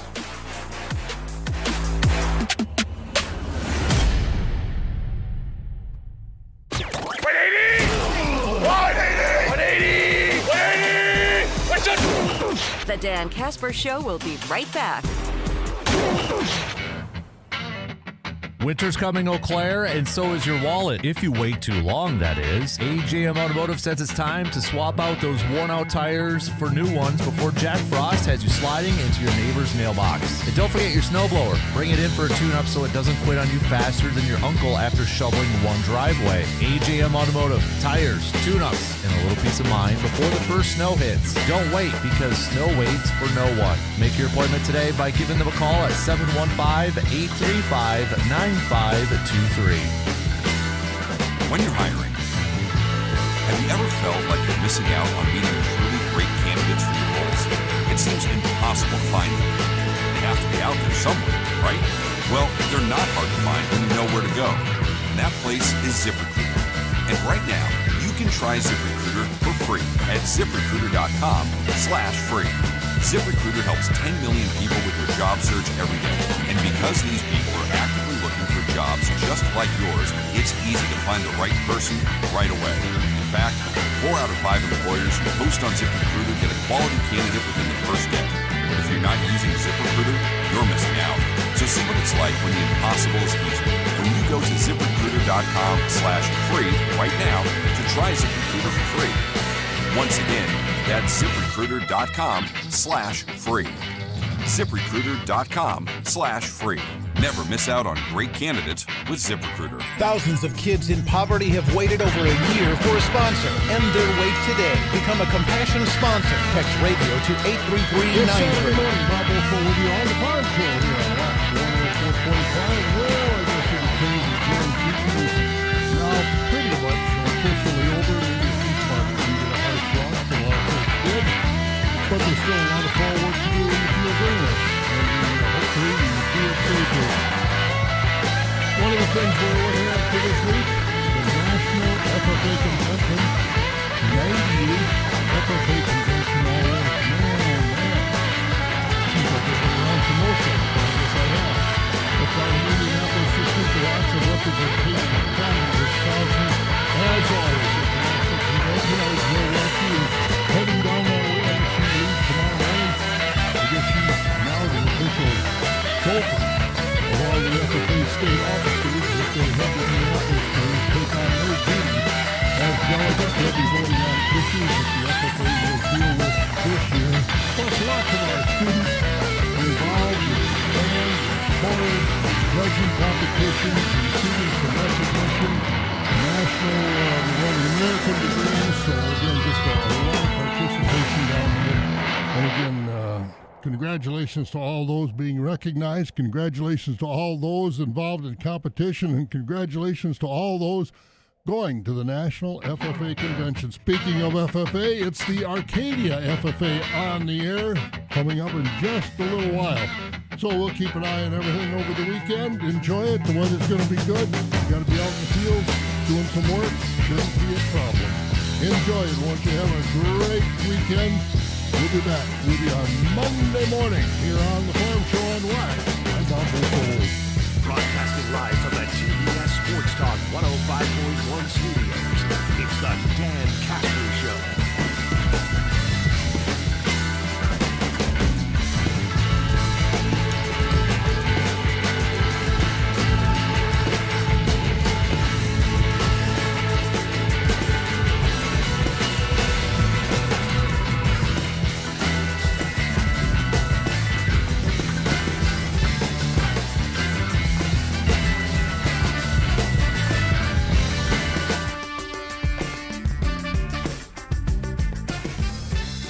It is a Football Friday. Continue to send us your keys to victory key matchups for the Sunday night matchup between Steelers and Packers. unfortunately, your team didn't give you an early birthday gift with a W last night. I just had to say that. No, I was actually joking with a friend of mine last night. I'm like, well, I'm joining the 40-year club the same way I spent a lot of my 30s, my 20s, my 10s, and my younger years even before that, and that's being disappointed by the Minnesota Vikings. So. I'm sorry. Oh yeah. No, I'm not actually. I know you're not, but I appreciate you trying. I'm to trying be, to. Trying to be. Exactly. So, but what is this? Oh, never mind. Wife's emailing me about something. I don't need to read that right now. So, bat line was going off, so I was curious what that was. But, anyways, Bucks back in action tonight too. Game 2. I know I keep saying it, but just a reminder, if you have an old schedule, game time was already changed because of the World Series. So tip time for Bucks and the Raptors, 5:30. Toronto's going to be hopping tonight. Oh yeah, that's a fun time tonight. Yeah. So 5:30, you could catch it on the radio dials, 105.1 FM at 790 AM. So Bucks off to, they're on pace to go 82-0, which I think everybody predicted at this point. At this point, we might as well just lock it in. Right. I think if they have one more loss, it's an incredibly big disappointment. Right. At this point. But do you think national media is kind of overlooking the Bucks this year when you factor in Eastern Conference and such a little bit? I mean, I feel like they are, and I know Giannis keeps saying we're dangerous. Yeah, I think it's a little more open. I'm going to obviously try not to react too much to, what happened on Wednesday, even though there was a lot of good things Wednesday, but there's a few things I'm just really curious about. First and foremost, I'm curious to see just how Giannis and Miles Turner work together, because that is a very explosive, dynamic potential duo there. Mm-hmm. When you look at some of the things they can do, I think they've talked a lot about kind of the pick and roll opportunities where, love Brook Lopez, but he just at this, near the end of his time in Milwaukee, he just was not that explosive, dynamic athlete. Mm-hmm. This is, the more guys I think you can just get out and run with when it comes to Giannis, kind of push the pace, the better. Right. And this is a team that has gotten a little bit younger. And, last year they're the best three-point shooting team in the league. Mm-hmm. And this year maybe do that a little bit more. Right. That's always kind of been one of the things that who's been, the coach or the GM has kind of wanted to do is surround Giannis with shooters. Yep. Which makes sense because Giannis is obviously a guy that's going to get to the basket. But especially if he's going to be the primary ball handler, if he's going to be bringing the ball up the court, right, too, you want to have those perimeter shooters. Right. You want to put the pressure on, like, oh, boy, if you put more attention to him, it can be just suddenly kind of a kick and shoot scenario. So right. But, the East, a little more wide open because of injuries in Indiana, in Boston. Obviously, there's other teams that are going to be right there in the mix, Orlando, Cleveland, etc. But no, I think that the Bucks can be a team that is kind of right in that mix with anybody. Right. No, I totally agree here. So we'll see if they can jump out to a 2-0 lead tonight. Surveyor has our question. I already know the answer because we talked about this earlier in the week. So I can't help you. But I will say this, Surveyor, you might want to adjust it a little bit. So here's the question.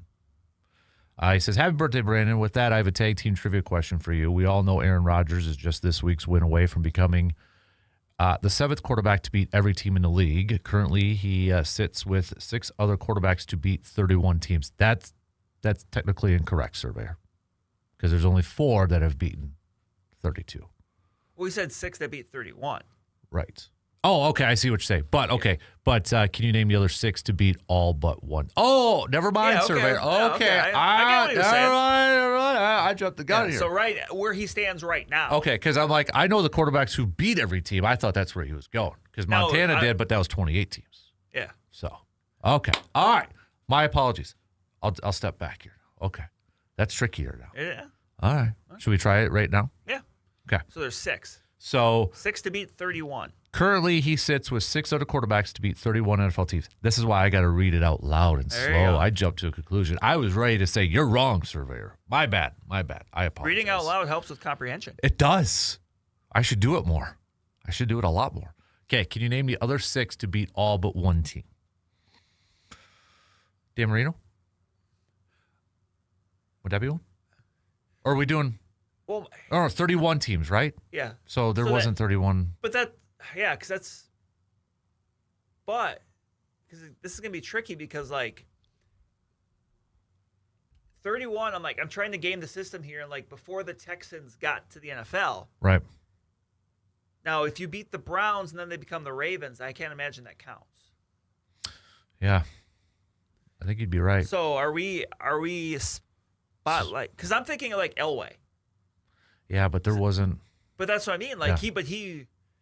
He still played a few years when the Ravens were around. Right. So I'm trying to think about quarterbacks mid to late 90s that might have. Well, I've got 3 recent. Although this ones. might be just me way overthinking it. Yeah. This is probably me just way overthinking it. I got 3 recent-ish ones. Okay. Big Ben, Eli, Phillip. Long time, one-time franchise quarterback. Right. Played, yeah. Except for Phillip, played with the Colts for 1 year though too, but majority was. So I would say those 3 because they played for a long time. It's not, honestly, it makes it tougher when you're trying to think of all but one versus who beat everybody. Because then I'm sure we would. Because I would think a lot of it, you're trying to think of a quarterback who spent the majority of time with the one franchise too. Right. So those 3 popped out right away because those a little bit more recent. I would want to throw Elway in there. If you're gonna throw Elway, I'd throw Marino in there. When did he retire? Mid 90s, late 90s? Marino and Elway were about the same time. Yeah. Because they were. Because at the end the rumor was always that in 2000 Denny Green wanted to get Okay, Marino. he said he gave us a little bit of a hint. The oldest player was drafted in 95. Okay. So it's not Elway or Marino. So it's not okay. No. So I'd say it's still Big Ben, Eli, and Phillip Rivers. Has to be, right? Yeah. Bledsoe? 95, first one, I thought it was Steve McNair. Ooh. Wasn't he drafted in 95? Would he have beaten all? That's that. But between the Titans Yeah, and then later on and with Baltimore. Yeah, I think he had a shot at it. Okay, we'll put McNair in there. Okay. So is that 4? That's 4. Okay. That's a good one with McNair. I don't think Bledsoe did, though. He had Patriots and Buffalo and a little bit with Dallas. He was around enough. Yeah. Obviously he was a very good quarterback, and he played on enough teams that. Mm-hmm. So we need to come up with 2 more? Yeah. Trying to go through. So 95. I feel like, not Vic. No, I don't think so. Trying to think of some maybe quarterbacks drafted fairly high in this thing. And Donovan? Yeah, I could see McNabb. That's what I'm wondering. I said this is such a fun question though because it's not picking the Bradys and the Mannings of the world. And look, if Rodgers beats the Packers, obviously he's in that category too. But like the guys that were that next level that were very, very good, but they were never top. Right. Should we put McNabb in there? Let's do it. And plus, Okay. For time's sake, we're not going to spend 20 minutes on this. So. Well, we could. It's your birthday. We can do whatever we want. So we got 5 that we're going to lock in. Yeah. Okay. So McNabb, McNair, Eli, Big Ben, Phillip Rivers. So who's the next one?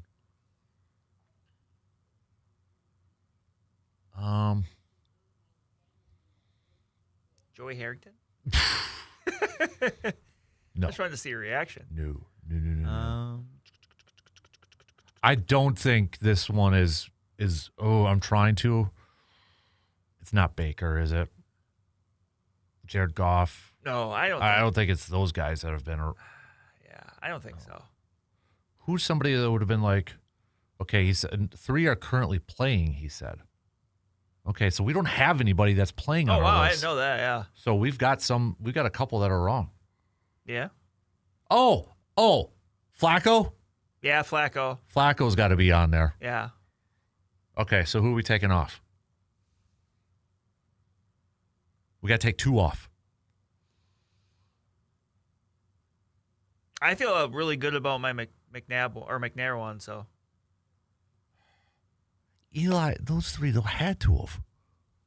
Big Ben had to have. Maybe Phillip didn't. Maybe Phillip didn't. Who? Okay, let's do who are the 3 current besides Rodgers. Yeah. Okay. Flacco. And who are some of the older ones that are playing right now? Going through the list. I know, I'm trying in my to. head. Great radio as we're going through. It's not. Is it Jared Goff? Patrick Mahomes. Yeah. As Patrick Mahomes, he had to have. Well, the interesting thing is, if I'm remembering this correctly, I don't think Patrick Mahomes is beating the Vikings. Because when they played like 2 or 3 years ago, it was not Patrick Mahomes that started. He was hurt. Okay. So it very well could be. But I know offhand one team, I don't. Well, it's still because he hasn't beaten the Chiefs because he's been on the Chiefs, so it wouldn't be so 31. So it could be him. Yeah. Good call. I'm drawing a blank now. I'm confident with the 3 that are playing right now. If we're not counting Rodgers, one's got to be Flacco. Yeah, It's got to be Flacco. Yeah. Russell Wilson. Maybe. Yeah. Probably Russell. Yeah. Although I'm kind of curious, what was the team that he didn't beat? Did he beat the Seahawks when they played?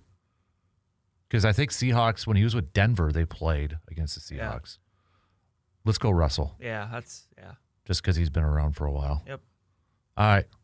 And then one more? Marcus Mariota. I'm trying to think of some dudes that, he was drafted at 05. So. Stafford? Ooh. Let's go that. Okay, Stafford. So those are the 3 current. Surveyor, just tell us, did we get the 3 current ones right? Flacco, Stafford, and Russell Wilson. Tell us if we got those 3 correct. All right. We'll wait and see if. It's kind of like, it's that game where, I don't know, it's like, you've got 2 correct, and you switch it. You've got 1 correct. Oh, we were wrong. Patrick Mahomes was 1. Really? Yep. Stafford, Russell Wilson, Patrick Mahomes, Matthew Stafford, Russell Wilson, Ben Roethlisberger, Alex Smith. I thought of him, but I didn't know if he. Okay. Kerry Collins. Wow. All right. So Eli didn't. 95. Yeah, 95 was drafted by the. Yep. So Eli didn't, and Phillip Rivers did not. Wow. All right. So yeah, Patty Mahomes did. So he must have beaten the Vikings. He must have then. Yeah. I must be just blanking. Yeah. All right. Well, there you have it. So we got to take a quick break. We'll regroup after that embarrassing efforts of trivia question. I think we overthought. Flacco hasn't. This is kind of like that. We've always joked about the Pro Bowl quarterback. If you haven't been a Pro Bowl quarterback, like hasn't Flacco's never been a Pro? No, he never has. Because we at one point we were going to put together the best team of some people that never made the Pro Bowl. We were surprised that Flacco was on the list. Yeah. Yep. Tyler Huntley's been a Pro Bowl quarterback. He sure has. Teddy Bridgewater's been a Pro Bowl quarterback. Yep. All right, we got to take a quick break. We'll be back after these few words.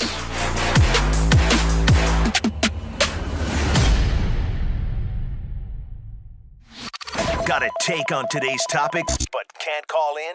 Then hit us up on Facebook, Twitter, or the text line and let your fingers do the talking. All right, be honest. When's the last time you looked down at your floors and thought, yep, these have seen better days? Well, with the holidays coming up and family, friends, and maybe even the in-laws about to walk through that door, it might be time for a flooring upgrade. They've got everything: carpet, luxury vinyl planks, tile, laminate, you name it. The selection's awesome, and so is the team. They actually make shopping for floors kind of fun. If you're not sure what style or color would look the best in your space, the team at Carpet City Flooring Center can help you figure that out. And here's the kicker: they'll match or beat the competition's prices. So you can stop scrolling deals online at midnight and just head to Carpet City Flooring Center instead. Get those floors ready for the holidays and impress everyone, or at least distract Uncle Bob from the overcooked turkey. Get started today by visiting the fine folks at Carpet City Flooring Center in Eau Claire at 3109 East Hamilton Avenue in Eau Claire. Carpet City Flooring Center, where their prices will floor you. It's that time of year again. The November deer hunt is right around the corner. And before you head out to the woods, make sure you're ready with a stop at Tilden Gun. Whether you're looking for a new rifle, shotgun, ammo, scopes, Tilden Gun has the best selection around and the best prices to match. Seriously, if you're hunting for deals, this is where the trail ends. The crew at Tilden Gun knows their stuff too. They're hunters. They're outdoorsmen. They'll help you find exactly what you need to make this deer season one to remember. And hey, while you're there, maybe start thinking about the holidays. Because let's be honest, the best gift you could give any outdoorsman is something new from Tilden Gun. So before you head to the woods or the gift list, head to Tilden Gun. Great gear, great prices, great people. Tilden Gun, where every hunter's season starts. Give them a visit today at 12427 98th Avenue in Chippewa Falls and check out their website, tildengun.com. Best of luck and be safe in the great outdoors. When you're hiring, have you ever felt like you're missing out on meeting truly great candidates for your roles? It seems impossible to find them. They have to be out there somewhere, right? Well, they're not hard to find when you know where to go. And that place is ZipRecruiter. And right now, you can try ZipRecruiter for free at ZipRecruiter.com/free. ZipRecruiter helps 10 million people with their job search every day. And because these people are actively looking for jobs just like yours, it's easy to find the right person right away. In fact, 4 out of 5 employers who post on ZipRecruiter get a quality candidate within the first day. But if you're not using ZipRecruiter, you're missing out. So see what it's like when the impossible is easy. When you go to ZipRecruiter.com/free right now to try ZipRecruiter for free. Once again, that's ZipRecruiter.com/free. ZipRecruiter.com/free. Never miss out on great candidates with ZipRecruiter. Maybe you miss parts of the Dan Kasper Show because of the clown that lives in the sewer. You will do. Don't worry. You can get highlights of the show on the Man Cave Podcast, available on your favorite podcasting platforms.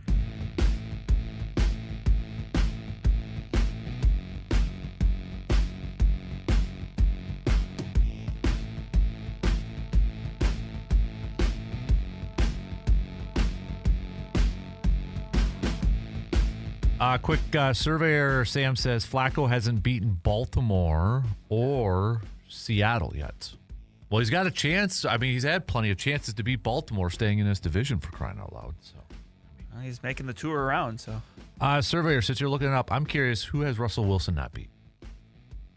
Who's the other one, too, that we thought? I guess Eli and Phillip Rivers, too. Just kind of curious. If you're not you're looking it up, so do us a favor and look it up there, big guy. Appreciate that. See, I don't know why did you just text Seattle? Oh, maybe he hasn't beat Seattle. Well, if that's the only team, then doesn't he qualify for the 31? Yeah. Just saying. Right? Because it was 31. Yeah. So, clarify. Play the unsolved mystery. Okay, Sam. he says Russell Wilson hasn't beaten Seattle, so he's beaten 31 other teams then, right? So shouldn't Russell Wilson be on that list? Oh, he is on the list. I missed it. Okay, never mind. Boy, you're kind of all over the place this morning. Yeah, I am. So, again, the list was Mahomes, Stafford, Russell Wilson, Ben Roethlisberger, Alex Smith, Kerry Collins. Okay. I am all over the place. Even though I'm thinking of heading to the deer stand in a couple hours. Well, even though he gave us the big hint in hindsight of 95, and that was the year Kerry Collins was drafted. Yeah. Like, I would have never guessed that. Panthers, Giants, Titans, Raiders. Colts, Raiders. Yeah. I mean, he was around long enough. I get it. Yeah. Vinny Testaverde didn't beat 31, 32 teams for as much as he's been around. I feel like that's Joe Flacco.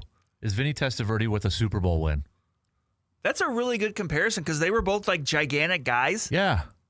That Joe Flacco is this generation's Vinny Testaverde. He just happens to have a Super Bowl ring and made a lot more money. And he's elite. He's elite. I just love watching Flacco. It probably just irritates some people when he just sits on the bench when he's not up. Like, you have these quarterbacks that are standing up. I remember, like, when people were on this thing about just hating on Rodgers, like, he doesn't look at the tablet. He doesn't interact. He's standing there. Then you got Joe flipping Flacco. Looks like he's just sitting on the bench and give him a cup of coffee and he's good. Like, he's not doing anything over there. I liked earlier this week, didn't he bring up, like, going out to eat by himself? Yeah. It's just like you look at it's like that's got to irritate some people who think that their quarterbacks when they're on the sideline should be just deep diving into a tablet and talking to coaches and offensive linemen and all. He's just chilling out. He's literally sitting there looking like he's on a park bench, hanging out, feeding the pigeons, for crying out loud. That's just, I just chuckle every time they flash the camera at him, and he's like so stoic. Yep. Looks like a grandpa just waiting for the grandkids to get done on the swing his set. grandkids are playing on the swings or the slide or whatever. Yeah. He's just sitting there. Just chilling. I'm Joe Flacco, and I'm Shane Falco, and I'm just chill. Shane Falco. You know the reference, right? Footsteps, Falco. Yeah, that a boy. He ruined that Sugar Bowl. He did. Nigel lost a lot of money on that game.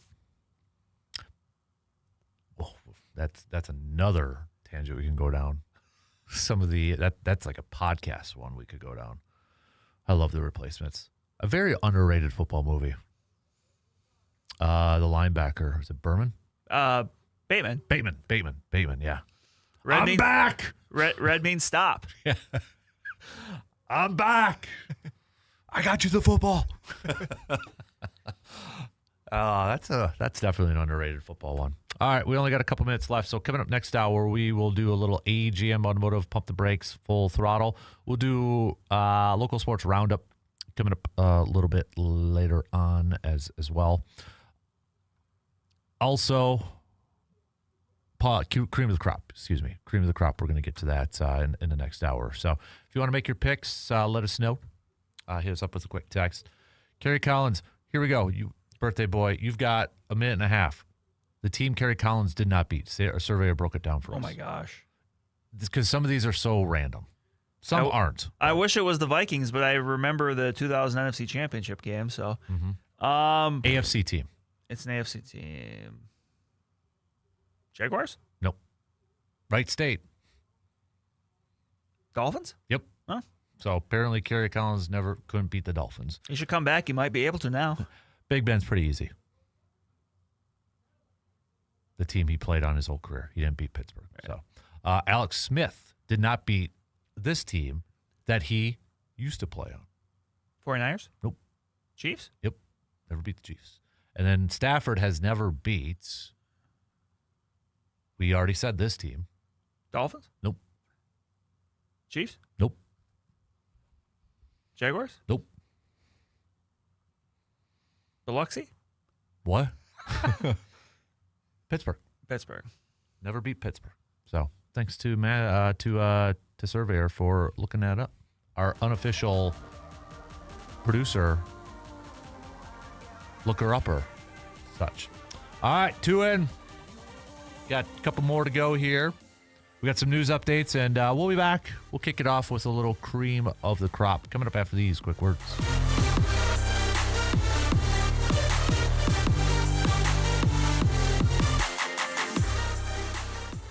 WAYY Eau Claire, W286CK Eau Claire, Sports Talk 105.1 and 790 AM. From the 715 Newsroom, it's your news done differently with Morgan McCarthy. Well, good morning. Here's what we're learning today as we come to the end of our work week. We begin with headlines that keep us close to our area.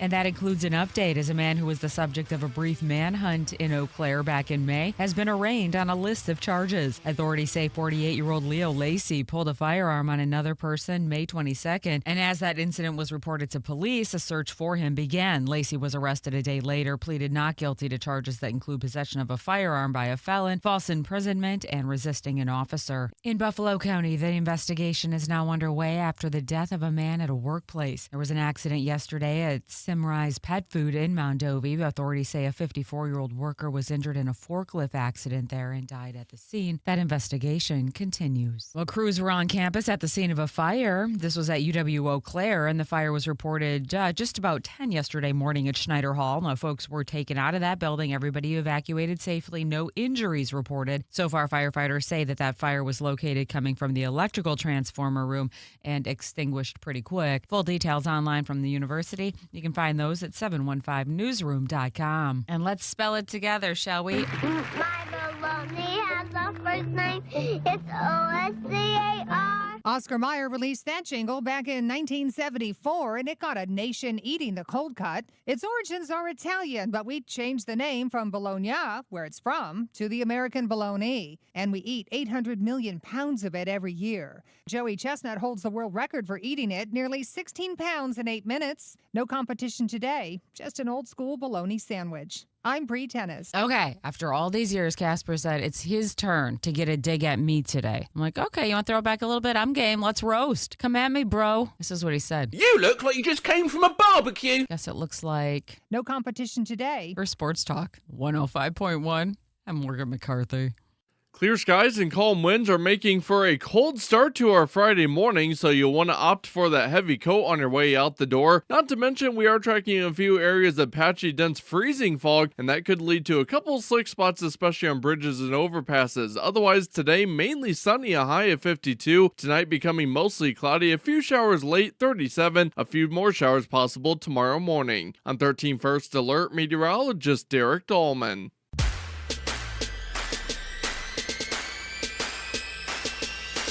Whether it's a kickoff under the lights or a sunrise on the water, Wisconsin lives for the moment. Sports, outdoors, and everything in between.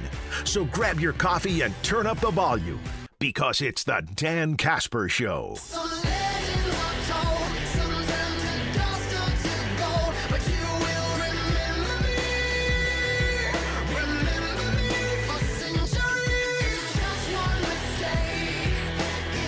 All right, here we go. The third hour on this Friday morning officially kicks off right now. Packers fans, you can send us your keys to victory, your key matchups, your predictions for Sunday night's contest between the Packers and the Steelers. Your players who got to have a game. Who are those players that just absolutely have to have a game for Green Bay in order for them to win? I continue to send those on over or on YouTube if you want to do that. So we'll get to that. Maybe throw some more hoops talk in here with the Bucks taking on the Toronto Raptors. We got Game 1 of the World Series also tonight. We're going to do a little local sports roundup coming up in about an hour. High school football playoff time. I know the 8-player teams got started last week. 11 players starts tonight. So, or is there some tomorrow too? Do you know off the top of your head? I think they're all tonight. All tonight. Like okay. they're all pretty well uniformed. So okay. All right. So, and I know volleyball's been going on. I mean, I think regional finals for both volleyball and for soccer tomorrow. Well, I think did I see all four Eau Claire teams advance to regional finals for this weekend, Saturday too? I think you're right. I think you're right. But we'll do that coming up just past 9 o'clock here this morning. We'll lead it off with a little cream of the crop. Brandon, who you got for your cream of the crop?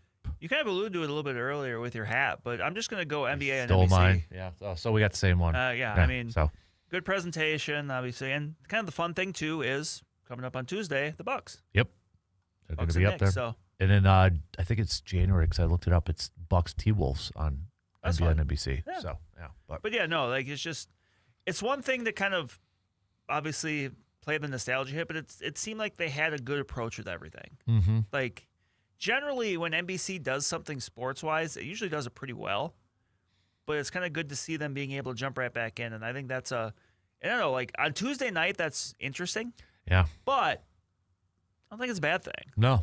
Gives you something to look forward to in the middle of the week a little bit. Mm-hmm. So that's fun. It is also like, and I know there's been some people kind of criticizing the Jordan segments. I'm not ready to do that after one because I got the impression it was more of an introductory one for the first one where it was just, Tirico and that. I am curious to see how it goes because it seems like they're going to be pre-recorded and such. So I know a lot of people were very critical of it. I give it a pass for the first one because the impression I got was it was more of kind of like an intro. Here's what we're going to be kind of doing sort of thing. 3 minutes. I am curious to see how it goes. It plays out. That's kind of where, when I threw out that tweet to you, that's where I got the thought of like, if you could watch a game with adult, like a coach or a player, past or present, and just pick their mind or let them talk the whole time, who would that be? And I already know who my number one would be, no doubt. Yeah. It's just that the rest of it, it took a little thinking, but yeah. Honestly, I'd have a lot of honorable mentions because there would be a lot of them. And I think it's different for obviously it's different for every sport, but for the reasonings. Right. Like, because I was saying, like, okay, Tiger Woods would probably be on my list, but more so because I want to see somebody hit it in the trees and be like, okay, Tiger, would you actually, like, hit it backwards and do it this way? Or, you know, you got 250 away. Are you laying up or are you actually going to go for it? Yeah, you're right next to this tree and you've got this little window. Like, yep. Are you just because he'd do things differently than everybody else. Oh, yeah. And that's where it would be different. Whereas, like, if I'm watching a football game, okay, strategy wise, you know, sort of thing. So it's baseball. I feel like I'd want to watch it with a hitter on my left and a pitcher on my right. Right. You know, I would need two. Right. Two over there. So yeah. But we had some good picks throughout when we kind of threw it out there a little bit earlier. And for the record, and this will not be a surprise, my absolute number one would have been Mike Leach. Yeah. For entertainment purposes? Both. Or yeah. Both. Like, because he is very smart. Oh, yeah. He was like kind of learning the air raid offense from Hal Mummy, who was kind of basically a guy that was really doing that stuff at the time when nobody really was. And now, I mean, you see it all over the place where even if it's not like the strict air raid, like there's so much concepts and ideas that come from that that it would be fun. Like, and even like the thing with him is like with Mike Leach when he, you know, wherever he coached, like their playbooks weren't really big. Yeah. It was all about just kind of sequencing and how things built off of each other, and you know when you call things and stuff like that. So Right. that would be one that would definitely be number one for me. Just kind of hearing the thought process of Yeah. that. And like for me too, when I was looking at this, I kind of shied away from people who are already in like a media gig, Right. Because you kind of already get a glimpse of that, Right. You know, like I mean, yeah, because don't get me wrong, like I would be awesome to just sit there and watch a football game with Greg Olson. Or like a lot of people pick Charles Barkley, Yeah. which would be a lot of fun in that too. I feel like we got a lot of those glimpses. Maybe we get a little bit more off the. And that was honestly like if I wouldn't have went NBA and NBC, like I do appreciate that at least so far. ESPN for the most part is kind of trying to keep the same vibe of, you know, let's call it the NBA and the TNT guys, Right. but like there's the similar vibe there. I would agree. Before we get to our AGM Automotive Pump the Brakes Full Throttle, I think I could do a shirt for this for you, Surveyor. Survey says I want that on a hat. Surveyor, unofficial producer, and looker upper and such. I think I could get that in a shirt for you. That's a lot for a hat. Although, maybe a trucker hat with a lot of, So people have to like the big brimmed trucker hat, so it's really tall. And then I'll just give him an oversized cowboy hat like Norm Macdonald. Yeah. Or you mean Burt Reynolds or Turd Ferguson? Turd Ferguson. All right, let's do a little AJM Automotive Pump the Brakes Full Throttle. Shall we? Ready to do this? Thumbs up? Yeah, thumbs up. I was going to say sun's out, guns out. No. Sun is out. Will you look? Is it? I can see the TV and the wax. It's got the sky cam over there. You cheater. I'm actually looking. I can see a glimpse out the front door here, so. Oh, I can't wait till we get our couple screens up in here. Then I'm really going to be distracted because I'll be looking behind you and you're going to be looking behind me. Because there'll be one behind me and there's going to be two behind you. So is that going to become the fun game of like, what are they playing on the TV this week? Could be. Very well could be. So yeah, and that's where I'm excited when we get like better cameras because I'm already doing Whiteboard Wednesday or Chalk Talk Wednesday. So. Wait. Oh, okay. Yeah. Fourth and diagnosing a play, going over a crucial play from the week. What are you looking at? I'm just looking. Okay. Thought you were going to critique me. No. I did not. I sucked at art, so. So did I. Yeah, I hated art class. I really liked art class, mostly because I had a really great teacher, but I wasn't any good at it. The best part of art class in school was when it was clay project day. Ooh, and you got to make clay projects. I wasn't very good. I was just excited that I didn't have to draw. No, I have I think if I still have anything from art class. Shout out Mrs. White, by the way. Yeah, I don't know if I still have anything I made from that, but I got them all. I wish I did. I got them all because my grandma kept them, and she just gave them back for Hudson to have. I'm pretty sure I've got and this has been like elementary school or middle school. I've got like something I made in art and shout out Miss Golzinski, which for the younger years too. But like it was like a kiln fired thing. Yeah. I think it's at my dad's. Yeah, it's a clay thing. Yeah. Yep. So it was like a little house or something I made. It wasn't any good, but I made a deer head. I was way before this was elementary school. I made a Wisconsin Badger Cup and a white tiger and a largemouth bass. And we had to do a food one, so I made a cheeseburger and fries on a paper plate. I remember stupid stuff all the time.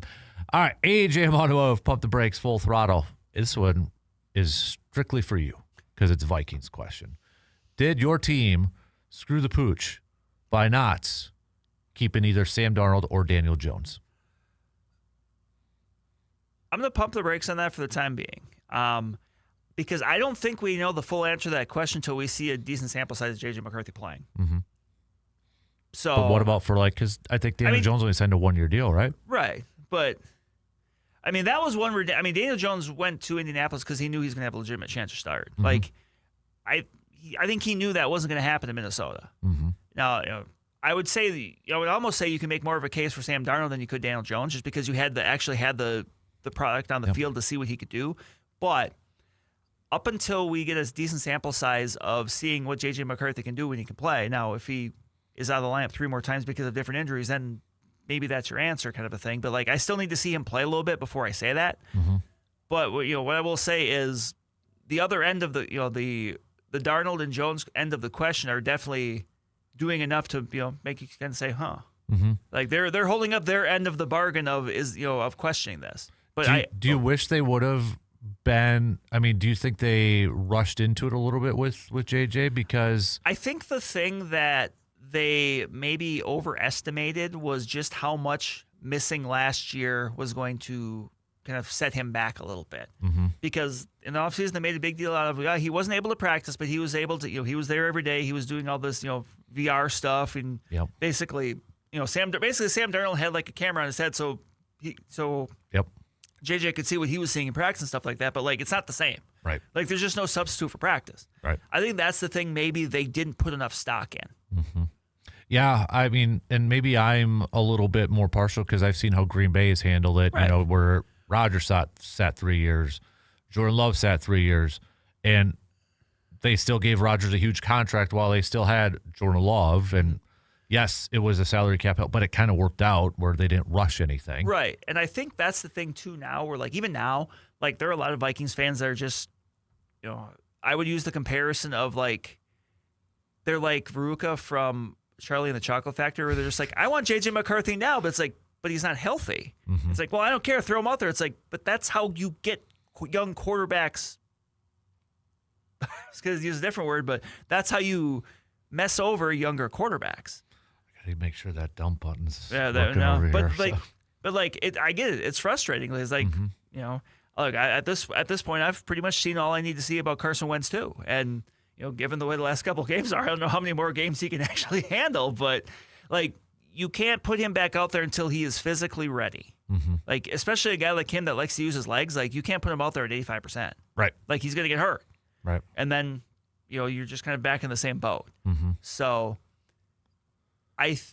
So for now, I will say pump the brakes. If, say, J.J. McCarthy starts next week against Detroit and he plays the rest of the year and he really, really struggles, then I would probably be a little bit more likely to kind of lean in that direction. But I just think you need to actually see a good sample size out of J.J. McCarthy before I can make that distinction one way or the other. Really, just a really quick follow-up. Do you wish they would have done a better job in the offseason to bring in a capable veteran just in case? I don't know who that would be, though. Right. But, I actually didn't I think Carson Wentz is perfectly fine as a backup. It's just, this is he's been very hot or cold. Mm-hmm. So I'm not going to say he's been great. But yes, last night was the first game that he played that they didn't have a shot to win it. Now you can make the case that the games they lost, he was a big reason they lost. Mm-hmm. But the bar for backup quarterback play in the NFL is so low that I think you have a better shot of winning with a backup quarterback with Carson Wentz than you do a lot of other guys. Mm-hmm. You're not throwing out there. I'm trying to think of. There's so many examples, but guys where you're just oh my gosh, you got no shot with this guy. At least Carson Wentz kind of knows what he's doing, even if sometimes it doesn't look like it. Right. But so no, I don't know who else that would have been. Gardner Minshew, your dude. I love that, but that wasn't happening. So right. So yeah, that one was specifically for you. Well, thank you. I was just kind of curious, yeah. Because you got all these headlines now saying, sure. Vikings. Did they make it? Because obviously, look, Sam Darnold's playing very well. Obviously, Daniel Jones is too. To me, you have more of a case there with Sam Darnold, again, because you saw him play last year. And obviously the last 2 games didn't go well, but he did do a lot of really good things. And it seemed like he was a good fit for what Kevin O'Connell wants to do. Yep. But at the same time, based off last year, Sam Darnold was always going to look for a multi-year deal. Like he had earned that right. Vikings obviously weren't going to do that with, I mean, really the best case scenario you probably would hope for is maybe they would have franchised him. Yeah. Pump the brakes, full throttle. And we kind of touched a little bit on it in our podcast on Tuesday. Pump the brakes, full throttle. You want to see the Brewers this offseason kind of put all their chips maybe in the middle, kind of a la 2011. And I bring this back up because of the show episode where they had Pat Murphy on there talking about Tariq Skubal, potentially and all that. And I appreciated Pat Murphy saying, yeah, that's not really going to happen. It's not how we do it. But, listening to that and such, it's like, okay, there's like a little 2011 maybe vibe to that where they kind of put all that. But we knew that was Prince Fielder's final year, so they kind of did that. And I think the only maybe comparison to that would be like, okay, Freddie Peralta's final year, do you try to do a little bit more with him and such? But you got the labor thing coming up in 2027, which I wonder, is that going to make teams that spend more be more aggressive in the offseason? Because they don't know what's waiting on the other side. Exactly, which I'm a little bit more nervous about. Well, it sounds like the Dodgers are interested in Kyle Tucker. Weird. And I allude, I'm on the podcast, which, by the way, if you haven't listened, go listen to it. It's a fun listen. But I kind of allude to the fact that I wanted to see the Brewers make a significant move. And now that doesn't necessarily mean, like, when I say push the chips in the middle, that doesn't mean, package, Jesus Mate and Logan Henderson and someone else in a trade to bring someone big back. I just meant like something that I think Brewers fans could look at and be like, okay, like we get it, you're doing something, as opposed to kind of just trying to win on the edges and call that good enough. So I'm going to say pump the brakes because of the way you phrase it, just with, all in. Right. To me, that's a little, maybe a bridge too far, but like doing something, I would say notable. Now, and no claiming Sammy Peralta off waivers from the Angels. How many people thought there was a relation? It's like, oh, it's the Giannis theory. Well, here's the thing. I remember, like, his brother pitches for the Rockies. Yeah. And I had to look that up. I did too, because it's Luis. Yeah, it's Luis. So I'm like, and he's like a lefty. I'm like, is that his brother? And then I looked up. I was like, no, that's not. I did too. Yep, but I it's did like the how same many thing. people thought? I was like, oh, is this Giannis again? Where you're just getting this? Nope, it's a different one. Yeah. As far as the Giannis thing goes, bring in all the Antetokounmpos. That's fine by me. There's one left. Don't make it an awkward Thanksgiving or Christmas dinner when you got three brothers in the same franchise and one still overseas playing. Get them on board. Might as well. Come on. Let him play for the Herd. Come on. That's Draw some people with the other brother. And Johnny Davis. Yeah, exactly. Do it. Sell some tickets that way. Now I just kind of lost my follow. Oh, I agree with you. Now, if they make a move, if they do make a big move, do you think it's a starter? Should it be a starter? Or because we had some people the other day saying they should go get a starter when I was bringing up the Tariq Skubal because like, well, they had hitters that put up a lot of off, but are they missing a big hitter? Because we had a texter yesterday say, it's, look at what the Dodgers pitchers did to our lineup where, hitter, but at the same time, Dodgers had a pretty good offensive lineup and look what they did to our pitchers. Like if you think the biggest need, if it's a starting pitcher or one big bat, what is it for this current makeup of this Brewers team? I would say a bat. Yeah. And to me, almost like if you trade for a pitcher, then I think you're just, like, don't get me wrong, it's not a bad thing. Like, I'm not going to say don't, if you get a deal for somebody, like, don't do it. But, like, I don't know. Like, I just feel like it's kind of, at some point, the law of diminishing returns because, like, how much better can the pitching staff be versus I know that the hitting group still put up good numbers in the regular season, but, like, outside of the first 2 games of the postseason, for 7 of the 9 games of the postseason, they didn't really do much offensively. Right. I just think that there's more room to grow there versus what you're ultimately going to get from your pitchers. Right. I think I'd want a hitter too. And they're younger now, but there's depth at that position. Right. And I still think a third base, like, look, Caleb Durbin had a solid year. I think I said this in the podcast. I still think he's a second baseman. Like he acclimated himself well to third base. That doesn't mean he still won't play third base at times. But I would like to see them go get a legitimate power hitting third baseman. Who that is, I don't know. I haven't really looked into that much. But like, that's what I would want to see. Yeah, no, I agree, and I don't know if it'd be like via trade sort of thing. To me, if the Brewers are going to make a splash for a hitter, it's going to be by trade, just because I don't think they're going to ever pay the going rate in free agency for a hitter. Pump the brakes, full throttle. Right now, does your gut tell you this is the last year for Giannis in Milwaukee? That's a great question. I'm going to pump the brakes. Just because we alluded to it earlier with kind of what could this year be for the Bucks? Like if the Bucks make a run, they win. What if they make it the Eastern Conference Finals? Like, what do you think that bare minimum has to be? I might have to be because even though they haven't won very many playoff series outside of when they won the championship, like I still don't think making the second round would be good enough. It's kind of like a Brewers thing. I don't think they've won one since have they? I don't think they have. No. Now, granted, they've never been healthy. Right. And Giannis is a part of that too, because he is. It's he's missed time there too. So but that's, I would say, Eastern Conference Finals. You would feel good about that, but I'm going to pump the brakes on it too. Part of me feels like it is. So I don't know if that's where part of it's like I'm trying to not take it for granted this year because I don't know what, like, I will say this, if there's been a year that I feel a little more skeptical whether he's going to be there for the long term, it's probably this year. And I don't know if it's just because the noise is louder or the talk is louder, whether it's 100% true or not. But I'm still going to pump the brakes, I think, a little bit on it. I like what I hear Giannis saying about this ball club. I think there's some truth to it, but I also feel like maybe there's a little bit of trying to pump up the guys a little. You know what I'm saying? I'm very interested to see how this offense goes because it is a different offense that we've seen in the last few years. Right. It's a different mentality, different makeup sort of thing. To me, the three biggest questions are going to be Doc Rivers, Kyle Kuzma, and okay, you're putting a lot on the shoulder of those guards where, a couple years ago they were averaging double-digit points in that. You're counting on those guys to have those performances that they did a couple years ago. And I mean, we'll see if it extends beyond just the opener, but really, we'll give Doc credit. Really like the fact that Kuzma's coming off the bench. I liked seeing that.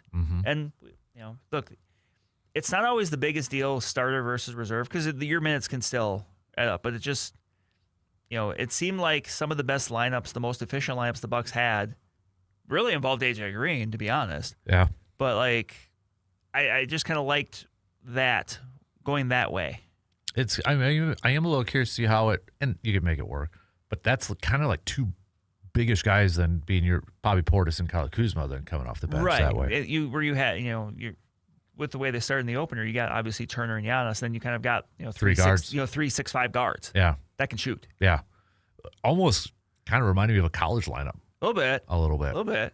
So it's not as big as what Houston threw out there with their lineup. Oh my gosh, smallest guy was 6'7", everybody else was 6'11", I think they said. It's just unreal. But that's honestly, you look at the NBA though, that's kind of the thing, right? Right. There's really no more Jay Kids and John Stocktons running the point, Tim Hardaway's kid's bigger. I don't know where he got the size from that, but and then there's Wemby. Who doesn't even have to jump the dunk, and just ridiculous. Just him and like Chet Holmgren is just unreal. So, creative players. Yeah. You look at the first couple of days. I mean, guys just dropping 50. SGA had 55. It's been a very notable first few days for the NBA, both for very good reasons, and then also maybe for some not good reasons. Yeah. Pump the brakes, full throttle. Last one before we take a break. Do you think Adam Silver knew ahead of time that news was dropping? Yep. You do? I mean, maybe he didn't know it was dropping that second, but I think he knew. Like, he wasn't surprised by what he heard. Mm-hmm. It's just the timing of it all. Oh, yeah. The NBA season tips off. Hey, a head coach got arrested, and Terry Rozier gets arrested. By the way, LeBron's friends leaking injury news. By the way, what do you think Dame Lillard's thinking? He goes back to Portland. He's just trying to get back on track, and then suddenly, hey, my coach is gone. I think he's at a point in his career. He's obviously not ring chasing. He's just trying to be happy. I think he just wants location. to just kind of get back on track a little bit. Yeah, I don't know how Chauncey Billups coaches again. I don't either. I can't see it. It's not like this is the. I mean, and one, this is kind of one of those like, okay, when this happens, if there's any truth to this, like you're due process, but you're done. But like, yeah. I don't. That's one of those things like you almost can't come back from. Like, above all, when you see the word mafia attached to it. Wow. Last one actually, since we're talking coaching, because his name's sparking up here a little bit, and he's actually kind of winning a legal battle. Pop the Rex Full Throttle. We're going to see John Gruden on the sidelines, whether it's pro or college at some point. I mean, I bet you Dan Katz from Barstool would love him to coach Wisconsin. I bet he would. I mean, I would say I'll go Full Throttle, but I feel like it's more likely than maybe it was like a year or two ago. I just thought it was done. But like someone at some point, be it college or pros, would make that move. Do you think he could work in college? I don't know. Do you think he'd be better than Belichick in college? I think he would. I think he would too. But my thing I was always with Gruden, like, I mean, and look, he won a Super Bowl. I can't take that away from him. The first year after Tony Dungy, like, if you look at his resume after that, it's not great. I know. When you look at his wins losses, like outside of a Super Bowl, and you can't say, well, he outside of winning that Super Bowl, like he literally won the championship. It's like outside of that, it's like it's not like he's stacked a bunch of 11-5, 12-4 seasons. No, and when Green Bay moved on from McCarthy, you had like Packers fans say John Gruden. But you look at the like why? McCarthy had a better resume. Exactly. Like so that's yes, he was good in Oakland. He had 12 wins, 10 wins, and then goes to Tampa, 12 wins. After that Super Bowl year, Gruden had one season with double-digit wins, 2005-11. And think about that. Like he won the Super Bowl in 2002. It was 2002. So that was more than 20 years ago. Yeah. 12-4. The following year, 7-9, 5-11, 2005, 11-5, 4-12, 9-7, 9-7, 4-12, 7-9, 8-8, and then 3-2 with the Raiders. I mean, that's Jeff Fisher. Right. And I do think that part of this is obviously John Gruden is a very engaging person. Yes. Like I do think his actual personality helps him in this case. And maybe that translates well to college. And he's a football guy. He's a football guy. He'll tell I mean you can listen to him. He's a football guy, but like maybe that attitude would translate well to college. Or I could also see or maybe it wears thin. That's where I was going with the intense Chucky mindset. You got kids now who can just transfer left and right. Right. Does that hurt? Right. We don't know. I don't know. We don't know. It would be interesting to see it play out, though.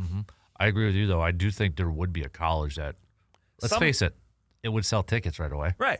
If you're someone that's down a little bit, down bad, like, and you want to take that risk, and more importantly, if you're boosters, want to get on board with that. Okay. So Wisconsin. Take from they're struggling with right. No, and that's I mean what I just kind of explained is a situation Wisconsin is kind of in. Yeah. I don't know though. Like it's one of those things. Like I would like. It's one. I would like to see someone. Someone could take that chance, but do you want it to be your team that takes that chance? Yeah. Kind of a thing. Yeah. Is it a little similar? Maybe a little Dion. And that's the thing. Like that's. At least Dion got a kind of, he got his feet wet at Jackson. He improved to win and recruit. So. I mean, having Travis Hunter helped big time. Certainly did. But that's it. I mean, that's the big question. Like it's, I will draw upon my college minor of sociology. There's a saying, NIMBY, not my backyard. People want something, but they don't want it right next to them. If you're pulling out the college education, you can make that case here. It's like, okay, you want that. You want someone to do this, but do you want it to be you? Right. Hey, maybe Florida State, Dion or John Gruden. John Gruden goes back to Florida. And I think he still lives down there, possibly, maybe. I just assume he does. Where's his fired football coaches association office that he always had? Where's he getting those boxes sent to? You ever see those videos? Oh, yeah. Yeah. He gets all kinds of boxes sent to him. Yeah. How do I get in on that? I'd love a lot of swag boxes. You want to get some swag boxes from like football programs around here? Yeah. That would be sweet.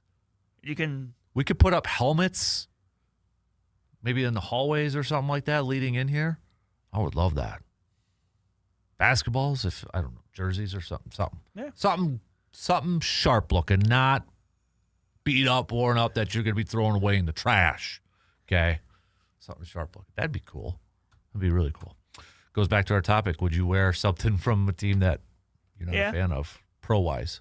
But it would be cool. Like, I like going places and you see all like the wall of helmets and that. That would be really cool. All right. We got to play a little catch-up. We got to take some breaks here. So we'll do that. We'll be back in just a couple minutes.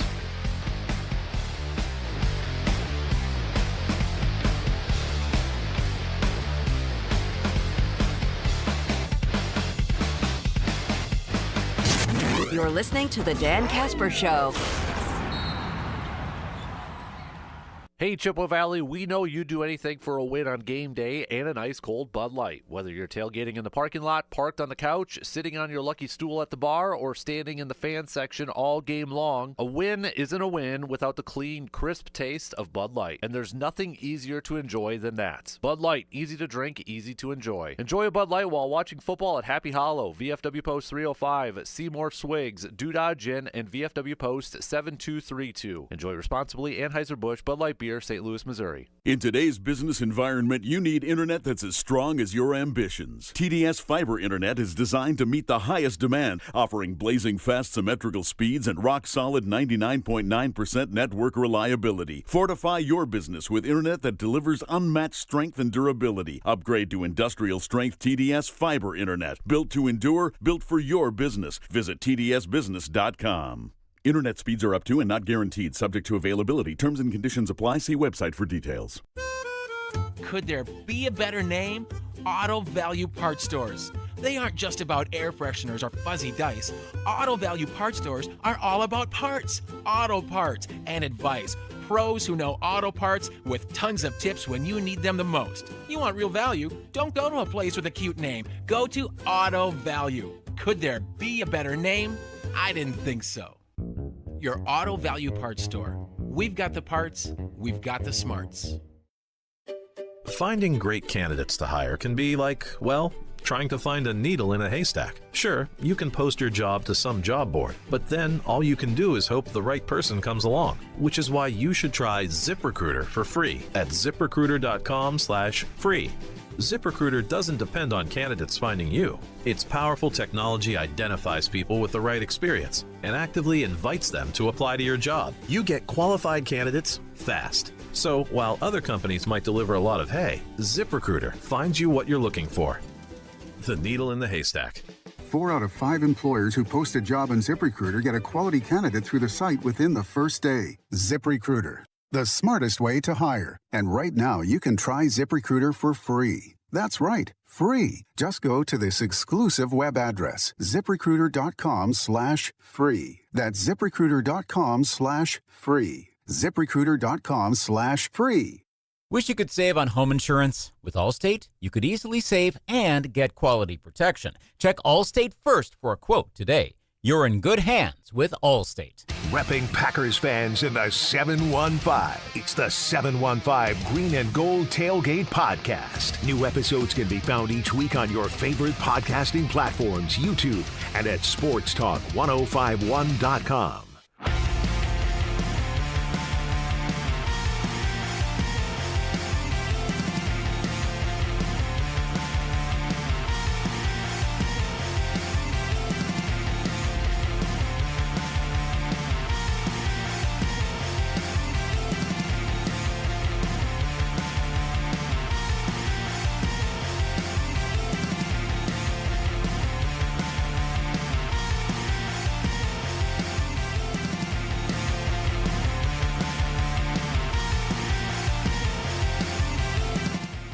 We did, yeah. I was like, did we do Cream of the Crop? Yeah, we did do Cream of the Crop because we did NBA on NBC.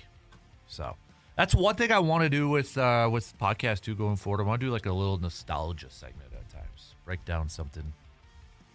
What? Wrong mic. There's too many mics around. There is. I finally figured out the numbering of it all. This is 1. You would think that's 2. That's 2, 3. Goes 4. clockwise. Yep. Because I'm used to the old studio where that would have been 2. Mm-hmm. And people not watching right now are like, I'm pointing, so you can obviously tell. But yeah, because you're on 3. So it was like, I always thought that was 2. And I was recording somebody. I'm like, why can't I get it? It goes that way this time. Those tricky engineers switching it around and that. Getting used to it a little bit, but we're getting better. We're getting better. But I feel like, yeah, I almost pulled the trigger on a starter pullover winter jacket too. Isn't it ridiculous that so okay, getting on another tangent since we're talking nostalgia and it's almost Halloween. I was a big Goosebumps fan as a kid. Like I used to buy those books as a kid all the time. I'm just a few away from completing the collection. Big R.L. Stein guy? Big Bob Stein fan. Big Bob Stein. His name's Robert. So Bob, yeah. Big Bob Stein fan. But the few that I need are like some of the more recent ones, and they're like $50. Why didn't I buy them when I was a younger kid? Why didn't you go to the Scholastic Book Fair and buy them when you were a kid? And they got to be the first editions, not these reprints that everybody sees. No, you need the Goosebump covers where the Goosebumps actually had Goosebumps on them. Right, yeah, like the elevated texture. Like I bought one on eBay, and the picture was that, and they sent me a reprint, and I was pissed. And they got an angry review from me. Don't post first edition pictures and then send me the reprint. I did get a refund, so that's good. Yeah, but just need a few more. I even put up a specific shelf recently in the man cave for my Goosebump books. Because I'm really getting into nostalgia feels right now. I don't know if it's because we're at that age now, Brandon, where we're at that. I know you're the big 4-0, and I've got a few months yet before I get to the 4-0, but it's really starting to hit in the feels, and I really want to go back to a pullover winter jacket and look like I'm a kid again. We got Halloween next week. You're going to play the Goosebumps theme during the week? Good. Next Friday. Next Friday. Next Friday is going to be our Halloween theme show. You got to dress up. Should we dress up in costumes next Friday? Should we both wear our Ryan Leaf jersey? That's the only thing we could probably bring to it. But little Unsolved Mysteries. That could be a good top 5. You could be creepiest songs of all time. Monster Mash. I said creepiest. Monster Mash. You could dress up. I could dress up. If you wanted to be Robert Stack, I could be the Tourette's guy version of Robert Stack. Oh, that guy. I wish we can't play videos of him. No, he absolutely cannot, but I hope he's doing well. Update. You know what I'm talking about when I say it. Yeah, you'd have to YouTube it. You do care about Bigfoot, though. You do. I actually I was wearing a Bigfoot hoodie yesterday. Shout out to my wife's friend for making it for me. Got a couple more picks. Yeah, a lot of people rolling with Green Bay for their picks. We're gonna get to our picks coming up in the next hour and such, but it does not. It's starting to feel a little bit like the Aaron Rodgers game, kind of getting into feels. Not even close to the Favre thing. Oh, gosh, I want to ask you because I don't think I've ever asked a Vikings fan this question, but when Favre went to your team and played Green Bay, like I was dead, like I was. I'm ready to go. Suit me up, and I want to. What was your react? What was the feeling like for you going up with Favre as your quarterback going up against Green Bay? What was that feeling? I don't think I've ever asked a Vikings fan their thought on that. To me, like I understood it. I didn't like it because I think, especially at that time, just being a bit of a different person when it came to these things. Like, I mean, I didn't like Favre, because I was just tired of hearing from him for years. I mean, I understood he was a very good quarterback. So, like, I understood it, but it was more one of those, like, if I was almost like begrudgingly like, okay, kind of like take me along with it. And, I had a lot of friends who were like, well, are you going to go get a Brett Favre jersey? I'm like, no, I'll tell you what, if Brett Favre takes the Vikings to the Super Bowl, I'll go get one. Mm-hmm. Obviously, we saw how close that came, but yeah. It was just one of those things where I was kind of just like begrudgingly with it. Like I wasn't one of those people that jumped all in on it. And I know people that did. Right. So did you treat those Packer games a little bit different? Were they a little bit different feeling for you, or? I mean, I think there was just more. I would say obviously there was more to them, but it was almost like there was more to them with like other people. Like they just seemed higher profile. Mm-hmm. And Yeah, I mean, but then my thing too is like, and even, I mean, we can kind of go off it. Like, part of, like, obviously, I think, Packer fans obviously, quote unquote, forgave Brett Favre. Like, honestly, I would be curious to see how that process would have went if the Packers went to win a Super Bowl right away. Yeah, because I think that's a big part of it. That's why when did he come back? Was it 2014, 2015? Something like that. When did he come back? When was he like invited back? Yeah. I was still living in Chippewa at that time. So yeah. It would have probably been about 14, 15, 16, somewhere 16, somewhere around there. So I mean, kind of a fun what if. What if, say the Rodgers still wins Super Bowl, but it's not like, say it's 2016. Mm-hmm. Or it's, 2018 or whatever. Like, what if it plays out that way? Like, are Packer fans as quick? I guess maybe even the bigger question. What if the Vikings go to the Super Bowl with Brett Favre in 2009? Are Packer fans as quick to forgive? Mm-hmm. I don't think they are. I mean, this is just the whole what if game. I mean, ultimately that didn't happen, but like, it was almost a perfect storm for that to happen. Mm-hmm. As hot as that was in 2009.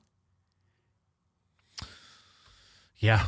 And obviously it's a much different story with Rodgers than it is with Favre, but yeah. And I know now it's kind of I've seen some people saying, well, now it's setting up with how things are going with Minnesota that Aaron's going to go over there next year. And I don't think so. I think this is last year. Yeah. And if he does come back for another year, I think it'd just be in Pittsburgh again. That's what I was like. It seems like, it does seem like he's actually comfortable. Mm-hmm. I mean, at this point, I just think we can't blame anybody when they have issues with when they're with the Jets, because that's just who the Jets are. Right. Yeah. I've seen that recently this week, and I think it's probably because of how we just talked about the quarterback situation. Obviously, with Minnesota, obviously the Vikings are not. But you're right. It's like I think he'd stay in Pittsburgh for another year. Right. Why would he? I mean, if he was going to play another year, if he had a good experience, let's put it this way, he would have to, I would think, play well to want to play another year. And if that's the case, why wouldn't he stay where he just played well? Unless Steelers just fall off the rails and he's still playing well. Right. But I don't see him going to another team. I don't think so. And especially since, I mean, okay, are they ready to hand it off to Will Howard? Right. Like that. Yeah, right. If it was going to happen, it was going to be this year. Right. I just think that window's passed. Mm-hmm. I agree. All right. Again, we got to play a little catch up, so we're going to take a quick break, and we'll be back here in just a couple minutes.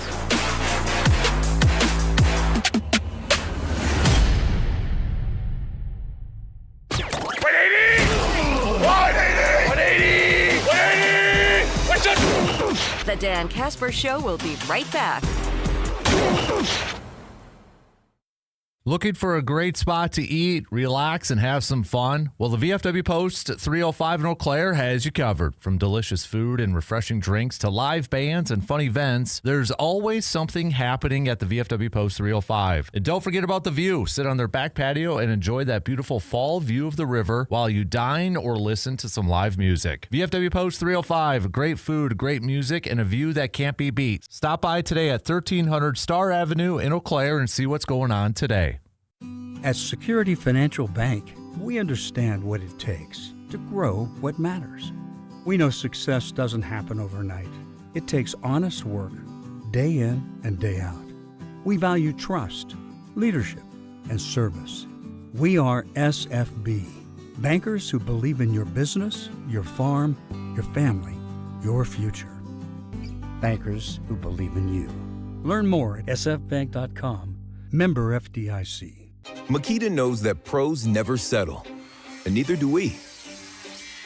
With Makita, you get tools that perform at the highest level on every job without compromise. Makita is for the most detailed pros, expertly engineered to deliver precision, job after job. When your work calls for the best, call on Makita. Makita, built to be the best. Available at the Home Depot. Finding great candidates to hire can be like, well, trying to find a needle in a haystack. Sure, you can post your job to some job board, but then all you can do is hope the right person comes along, which is why you should try ZipRecruiter for free at ziprecruiter.com/free. ZipRecruiter doesn't depend on candidates finding you. Its powerful technology identifies people with the right experience and actively invites them to apply to your job. You get qualified candidates fast. So while other companies might deliver a lot of hay, ZipRecruiter finds you what you're looking for. The needle in the haystack. 4 out of 5 employers who post a job on ZipRecruiter get a quality candidate through the site within the first day. ZipRecruiter, the smartest way to hire. And right now, you can try ZipRecruiter for free. That's right, free. Just go to this exclusive web address, ZipRecruiter.com/free. That's ZipRecruiter.com/free. ZipRecruiter.com/free. Inside the 715 podcast is the one where we keep it local. I'm your host, Phil Tripper, and every week we try to talk to interesting people doing interesting things with interesting ideas right here in your own backyard. The 715 is a big place and there's a lot of big ideas, and it's fun to dive in and learn. Plus, you needed a new podcast anyway. That's Inside the 715. You can find it at AroundThe715.com, on the Around the 715 app, or anywhere you get your podcasts. The following is a paid advertisement by Family Vacation Getaways with the purpose of soliciting sales of vacation ownership. For complete details, please visit FVGradio.com. If you want a 100% complimentary stay at a luxury resort in Cancun, airfare not included, then Family Vacation Getaways is your ticket to paradise. See website for complete details. We're giving away 5 days and 4 nights to the first 50 callers who can name an animal that lays eggs and is not a bird. An animal that lays eggs and is not a bird. Do you know it? Call now. 800-417-6411. That's 800-417-6411. You're also eligible for an exciting bonus vacation to Orlando, Florida for just $498. And don't worry about anything ruining your plans. We can extend your travel up to 18 months. Name an animal that lays eggs and is not a bird, and you get a complimentary Cancun resort stay and an optional bonus vacation to Orlando for just $498. What are you waiting for? Call 1-800-417-6411. 800-417-6411 and give us your answer. The proceeding is not a contest and is a paid advertisement by Family Vacation Getaways. It is not sponsored by this program or its affiliates. Broadcasting live from the TDS Sports Talk 105.1 studios, it's the Dan Kasper Show.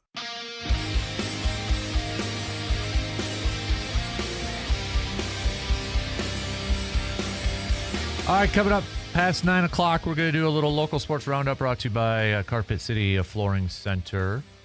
Lots to catch up on. Postseason time for a lot of fall sports. I know Blue Gold football's in action, going up against River Falls. Stout's going to be going up against Point as well. I have one more Pump the Brakes Full Throttle because we do have to take one more break before the top of the hour. We went a little long in our first segment. But Pump the Brakes Full Throttle. I forgot to throw this one in here. Badgers will get shut up for a third straight week. They're going to kick a meaningless field goal at some point, so. You're that high. I am that. It's going to be like 41-3. I think they got to put their punter at running back. That's the longest rush they've had all year. Man alive. But other than that, how's it going? I'm going to say full throttle. They're going to get shut up. Yeah, and here's the thing. I don't think Luke Fickell is going to get fired in the middle of the year. No. But if they can shut out a third straight game. And I get it. It's like, who do you hand the reins to? Right, and that was my thing. It's like, at this point, you might as well just write it out. I mean, obviously, he's already said, hey, it sounds like, there's not any intention on getting rid of him right now. And if you're going to do it, it's just at the end of the year, because what's the point about doing it in the middle of the year? It's not like you're trying to save anything. Mm-hmm. Right. Yeah. No, it's, I don't know. It's a mess. It is a mess. It's a mess. There's no other way to put it. It's a mess. Right. So, all right, we'll take our final break here really quick because, again, we went long in that first one. We talked too much. I blame Dan. Brandon, I blame Dan. He was talking about starter jackets and down memory lane. Good times. All right, final break for this hour. We'll be back in just a couple minutes.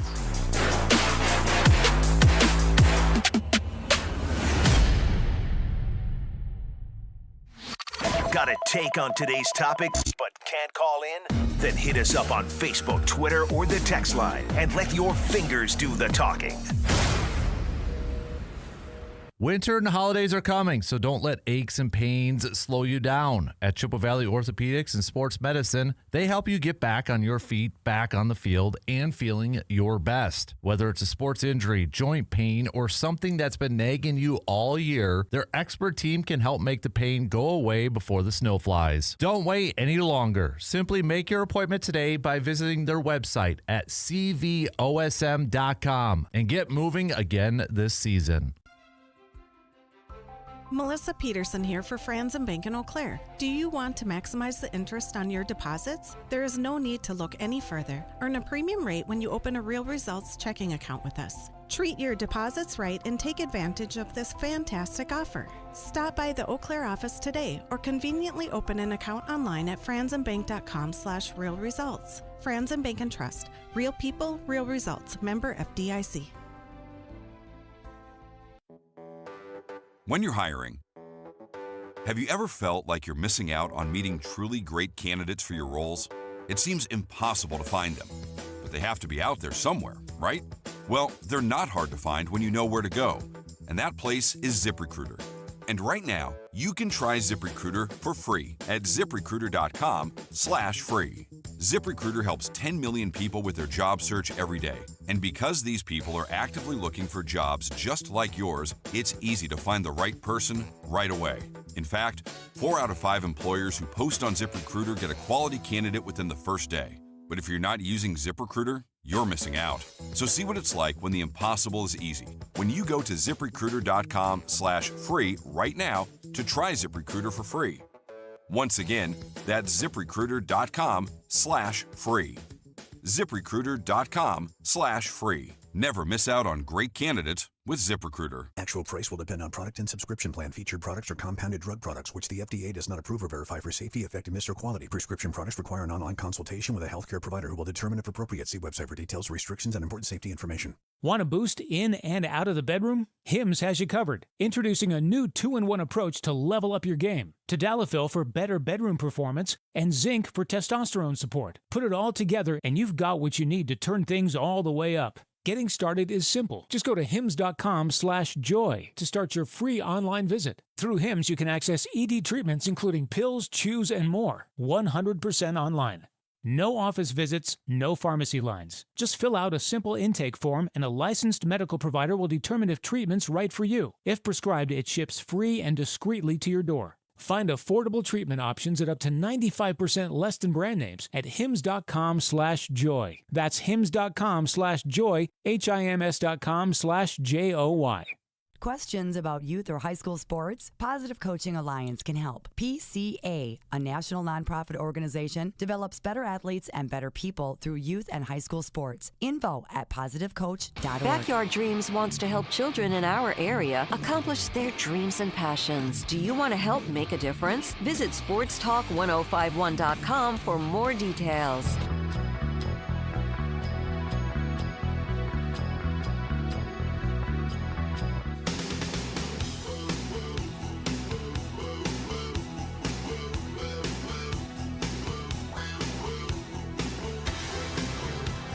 Got about 6 minutes to the top of the hour this morning.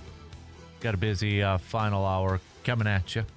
We'll get back to some more football talk as we take a look at Week 8, dude. We're already like halfway mark of this season. We're halfway there. Pretty close. What? I'm referencing the music. There we go. Yeah, it just dawned on me. There we go. We're halfway there. Okay, that's a song you sing at the bar. That was another top 5 thing we did or thought about. I don't think we ever did it. Bar songs. When you're at the bar and that song comes on and everybody just starts belting it. This one was big in college when Bon Jovi comes on. Do you sing it correctly, though? Probably not. Well, we're halfway there. Whoa, living in Eau Claire, even though I'm not living in Eau Claire. No, we never did. You can sing that. I cannot. Living at Chippewa Falls doesn't flow quite as well there, but. Right.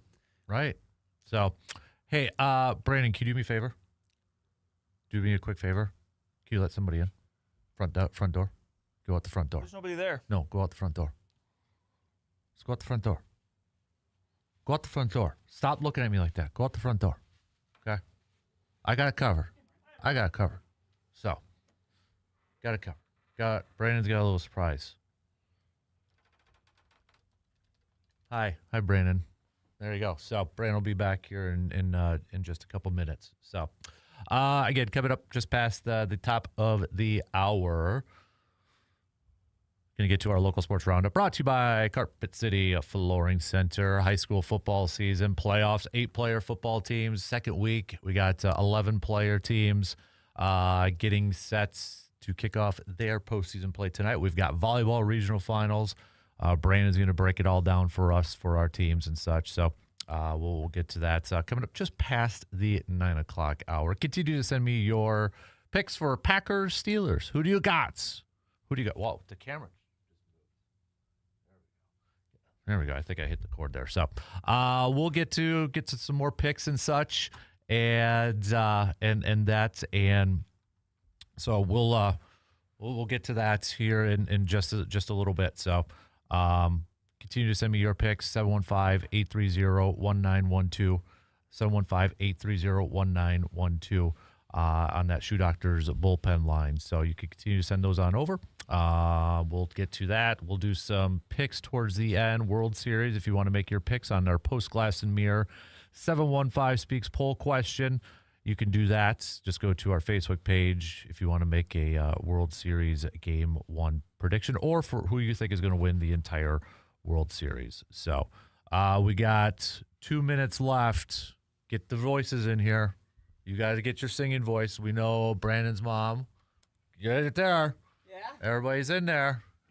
Everybody's got to jump in there. I got all the mics turned on. So you get. Do you got a special message for B? Yeah, you want to say? No. Brandon's family's in here because everybody can tell what we're doing in here, because it's his birthday. The big 4-0. How's that make you feel, Mom? Old. You don't act old. That doesn't matter though. So thank you. You got it. All right. I'm just a young punk. Exactly. I'm just glad he's catching up. Ooh. Yeah. There you go, Brandon. So, did you get him drop off a little thing for him? We brought you guys donuts. We bought donuts. There, look at that. Did you know that they were coming? I did not. I got to turn your mic on too, so I got to do that. There you go. You're a liar. You said the mics are on. It's a new board. I'm getting used to it yet. So remember, the numbers go this way, not that way. I know it's clockwise, not counterclockwise like the old studio. No. So all right, singing voices. Pretty sharp. Okay. Here you go. Okay, ready? All right, ready? Happy birthday to you. Happy birthday to you. Happy birthday, dear Brandon. Happy birthday to you. Thank you. That's all kids got. Perfect timing too, because going to be at the top of the hour here. 30 seconds. You got 30 seconds. What do you got to say? Thank you for the happy birthdays. That's awesome. There we go. Well, thank you guys for stopping by and wishing him a happy birthday. Hey, anybody driving through Thorpe from 1 to 4? We got Brandon's 40th birthday party at Finish Line in Thorpe. All right. On Sunday, not today. On Sunday. I will not be there today. So. Sunday, 1 to 4, Finish Line at Thorpe. Yeah. Go buy Brandon a birthday beverage, right? Yeah. There'll be hams. There we go. There'll be hams. So, all right, there we go. Shot clock's playing right now. We got some news updates, and we'll be back to kick off the final hour. We got some local sports roundup. Brandon will break down what's going on in the high school football season, volleyball, and all that good stuff. We'll be back in just 2 minutes.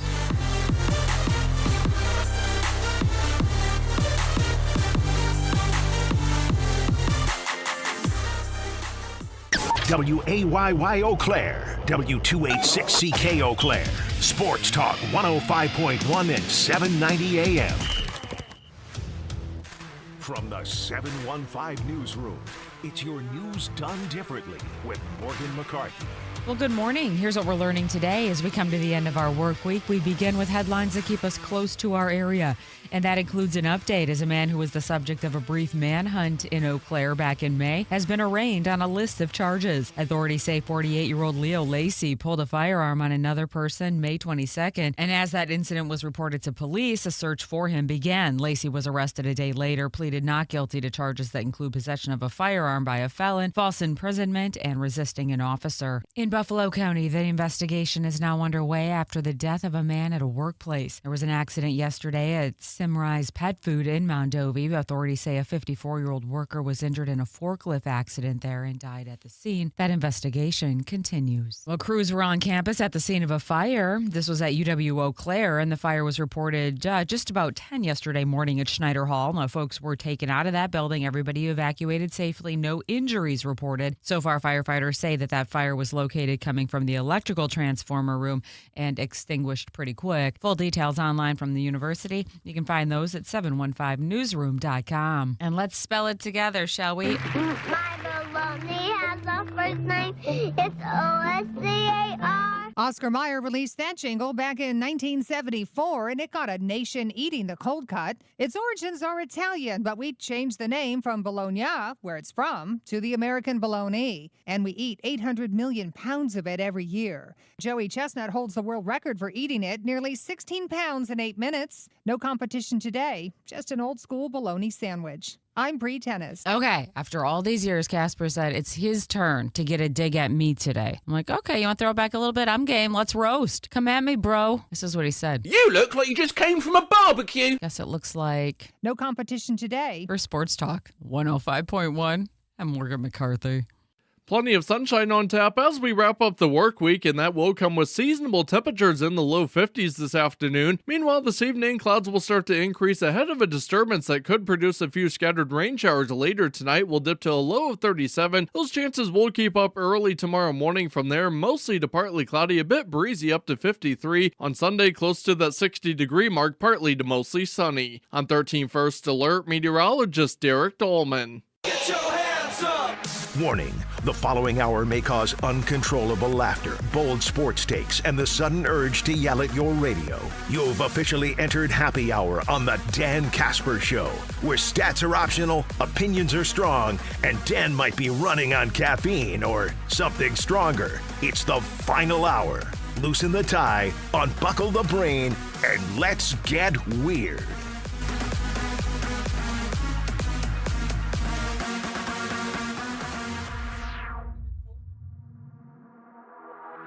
Fourth hour kicking off right now on this Friday morning. Bye, guys. See you later.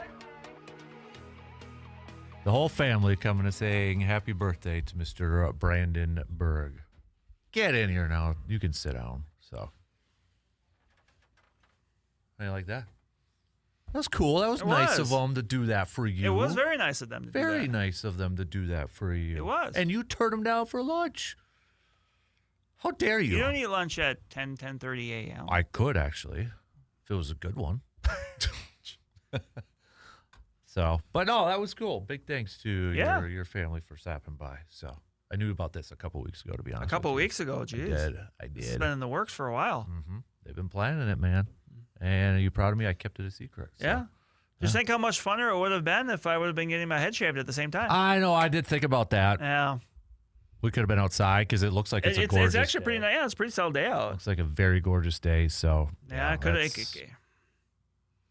We don't need to go down there. No, we don't. So, all right, shall we do some local sports roundup brought to you by our good friends from Carpet City Flooring Center, Brandon? Let's do it. Let's do it. So, let's start off. Well, we were out last Friday, so let's kind of maybe give 8-player football a quick look because we're in the second round of that right now. So, yep. Kind of looking at some of the matchups around here. I mean, McDonald, Gilman, are those teams still? Yep, those are kind of the big ones. I mean, tonight McDonald's hosting Clayton at DeRay Field. That's where I will be. Elsewhere, you got Gilman hosting Owen Withee, rematch of their game from the opener. Mm-hmm. Gilman, a top seed there. The winner from that one will take on either Hurley or North Crawford. The winner between McDonald and Clay will take on either top seed Flambeau or Frederick. So, yeah, we are in the second round there. They got going last Saturday, so they played games all, had a kind of a shotgun start last Saturday afternoon. So, but yeah, that's into the second round. And I mean, those games are on Fridays, the next few rounds, and then the championship game is Saturday. Now, have they decided where state's going to be? Yep, it's at Wisconsin Rapids. Okay. And the last few years, they've pretty consistently had it there. Obviously, the first few years, they had an actual state tournament for 8-player football. It was 1 year in Chippewa, 1 year in Stanley.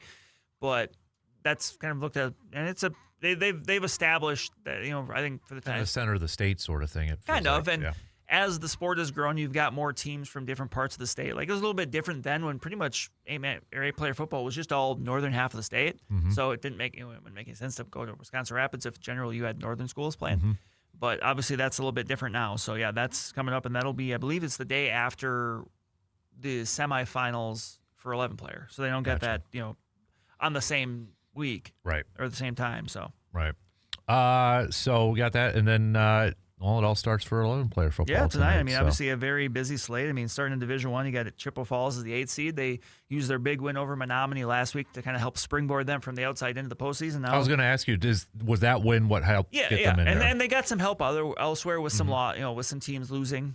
I think most notably probably Stevens Point losing to Marshfield. But there were some other ones in there too. River Falls beating Wausau West kind of helped them a little bit too. But that's a Chippewa Falls team that now they go to play top seed of Waunakee. Unbeaten, won the Badger Large Conference during the regular season, but it's a Chippewa Falls team that's playing with a lot of confidence right now. They've won 3 of their last 4. Big win over Everest a couple weeks ago. That was kind of another really good resume builder for them. And, kind of after last year where they went on the road down to Middleton and, led that game pretty much the whole way before losing to a really good Middleton team. I mean, this is a, Chippewa team talking with, Coach Chuck Regovich that said that they kind of felt like last year they really had an opportunity there and just, just didn't happen. But like, this is a team that would not surprise me, even if it's a 1-8 matchup, for Chippewa to go down there and put up a really competitive effort. I mean, they've played a lot of really good teams. They've played, I think it's 6 playoff teams. The teams they've lost to have a combined record of, I think it's 35-10. Oh, geez, okay. And those are all games that they were in the second half. So, that's going to certainly be a heck of a challenge. Waunakee's got a lot of college-bound players, but, I think that's a Chippewa team, especially the way they play. You don't see a lot of double-wing teams in larger schools in the southern part of the state. So I think that was kind of when they were able to jump up on Middleton. It's just one of those things that you can see the video and stuff about it, but it's tough to really experience until you actually see it. Right. So, I mean, that would not surprise me at all to see Chippewa go down there and put up a really strong competitive effort against, a really good Middleton team. In that same region, you got Hudson as the 3 seed. They'll be hosting Sun Prairie East. Yeah, so then jumping into Division II, obviously, there's some really good Big Rivers teams in there. River Falls hosts Beaver Dam. Elsewhere, in a different section, part of the section, you got Rice Lake. They're taking on Kaukauna, which is kind of an interesting matchup there. Is that the Ghosts? That is the Galloping Ghosts. The Galloping Ghosts. Yeah, teams that got some, a team that's, playing in the conference. That's kind of a matchup of 2 teams that are playing really tough conferences. I mean, Rice Lake earned a share of the conference championship with River Falls. Right. They're both highly seeded in Division II. So that will be one to keep an eye on there. Division III, kind of going down the ladder a little bit here. Your Medford Raiders on the road at Grafton. Yeah, it's an 1-8 matchup. Yeah. That's a very good Grafton team. So they're the 1 seed for a reason. They're on Alaska hosting Menominee. Menominee is a team that a bit like Chippewa, where they've played some really darn good teams in that conference, and they're just kind of talking with Coach Mike Sins after the game last week. You figured to be in the playoffs, but you just didn't know where. But he just kind of mentioned they're kind of embracing it as just kind of like a fresh start, because that's a team that's put up some competitive efforts too, but it's also been really banged up.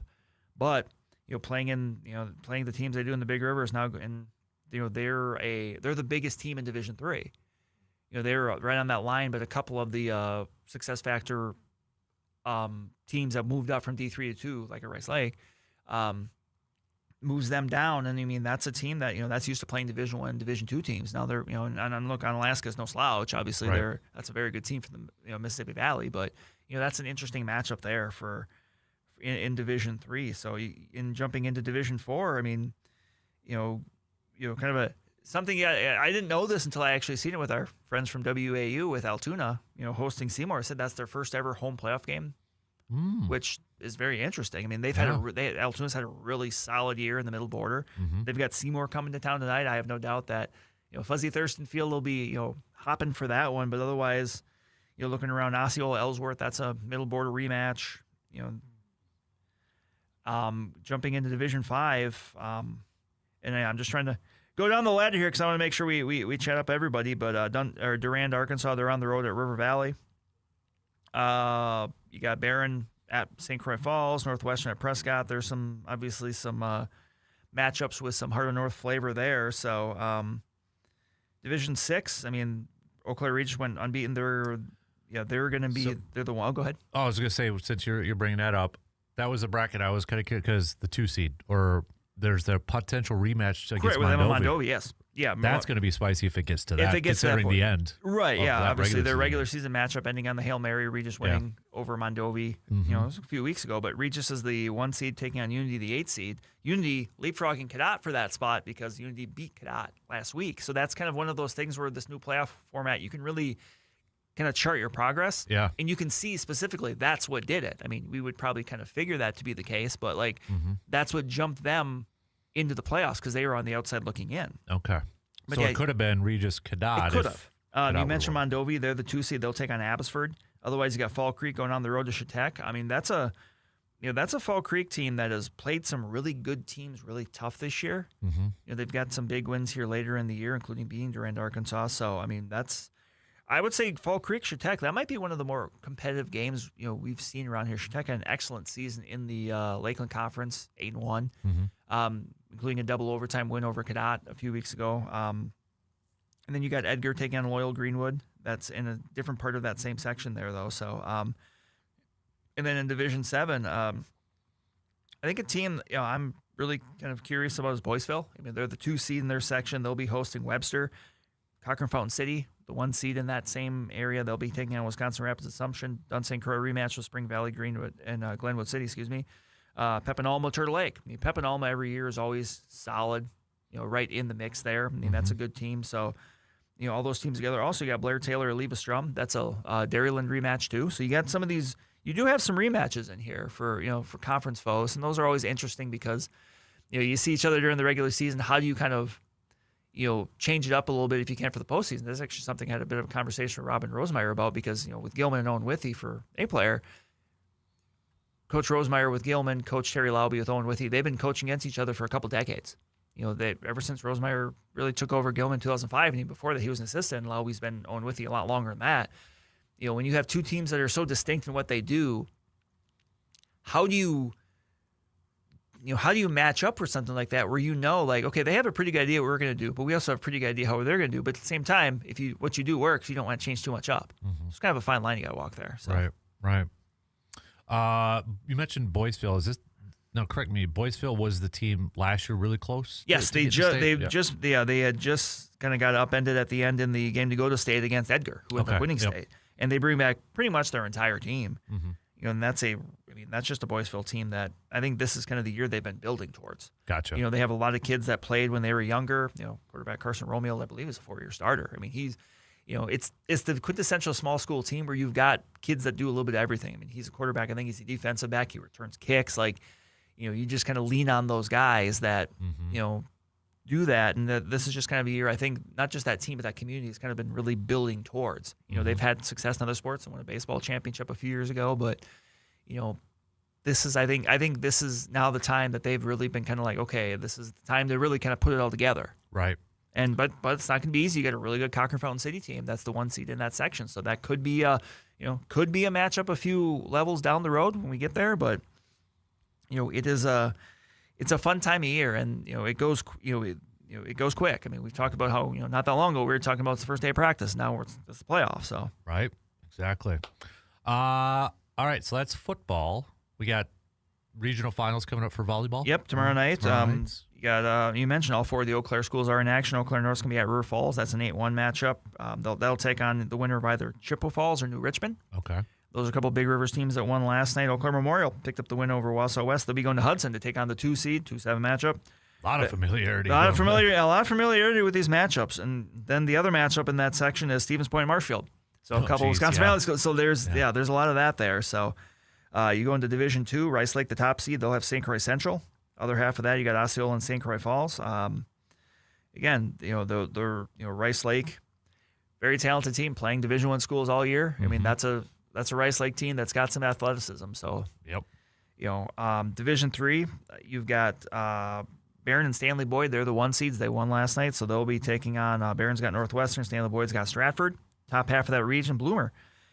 Picking up a win last night over Fall Creek, and that's a Bloomer team that's really been kind of surging a little bit here the last couple weeks. I mean, they're going to go on the road to Unity, but that's a Bloomer team that's kind of I would say maybe a little bit under the radar. I mean, only 3 years ago that they were at state, but a new group here, a lot of seniors on that team. That would not surprise me to see, Bloomer as a team that kind of goes on their own, maybe has something for unity there. The winner there gets either Grantsburg or Elk Mound. Elk Mound in their first season in the Western Clover Belt, they were 4 seed. They beat Arcadia last night, so they've got Grantsburg, who's always got a great volleyball program. So that's going to be one I think you got to really keep a close eye at. Division 4. It's if you could give an award to one section, or half of a section being kind of the quote unquote section of death, I might give this for Division 4 because your top 5 seeded teams in the McDonald, Regis, Edgar, Marshfield, Columbus, and Cadott part, they were all ranked, I think, 8th or better in the final coaches poll. So you had 5 of the 8 top ranked teams in Division 4 all in the same section, and that's just how it happens. But you've got McDonald and Columbus in one half, and Edgar and Regis in the other. After they won, Columbus outlasted Cadott to get that win. A great year for the Hornets. That just kind of a tough ending for them. But they've got a lot of young talent there. That's a Cadott program. I think that's going to be around here these next couple years. So, and then the top half of that section, you've got Clear Lake, Spring Valley, Shell Lake, and Webster. Next Saturday is a week from tomorrow is going to be the sectional final. So obviously we'll have a much clearer picture of kind of who's there. When we talk next week, and then in Division 5, you've got New Auburn picking up a win over Clayton last night. They'll go to play Prairie Farm, state-ranked team. New Auburn's, they won. They recently finished off their first conference championship in nearly 40 years. It's 1986. Jeez. So now they're looking. I think it's been even longer since they won a regional. So they're gonna have to earn it. They go to Prairie Farm, who's a state-ranked, really solid team, and then the top half there, you see either Turtle Lake or Frederick. So in the bottom half, you got Rib Lake and Winter. Rib Lake knocked off Lake Holcomb last night. You mentioned, the Eau Claire schools. Eau Claire Romagna last night picks up the win over Greenwood. They got Owen Withy in the regional championship game tomorrow night. Okay. And then the top half of that, Wausau Newman, who's always, always in the mix there, and then Athens. So, it's a really fun time of year, and it just, comes so rapid fire. Mm-hmm. And I know soccer we got going on still too. Yeah, we got it's the same thing. You get regional finals. I believe a lot of those are tomorrow afternoon. So obviously, some of the notable ones around here. I think when you're talking immediately in this area for soccer, you're starting with Eau Claire Memorial. They're going to be taking on Holman after Holman knocked off Superior, upset 6-3 upset. So that game is tomorrow afternoon at 4:00 actually at Memorial. So they'll face the winner of either Hudson or Spash. Kind of looking a little bit at the rest of the way. Some other, Big Rivers teams still in the mix. New Richmond's a top seed in Division 2. They got Marshfield. River Falls knocked off Altoona Fall Creek, so they're in penalty kick. So they'll go on the road again to face Wausau East. But in Division 3, Somerset, top seed going on. Rice Lake, they're the 2 seed. They'll be taking on St. Croix Central. Kind of some of the things we mentioned about Rice Lake and volleyball, you can also talk about with Rice Lake and soccer as well. And then Division 4,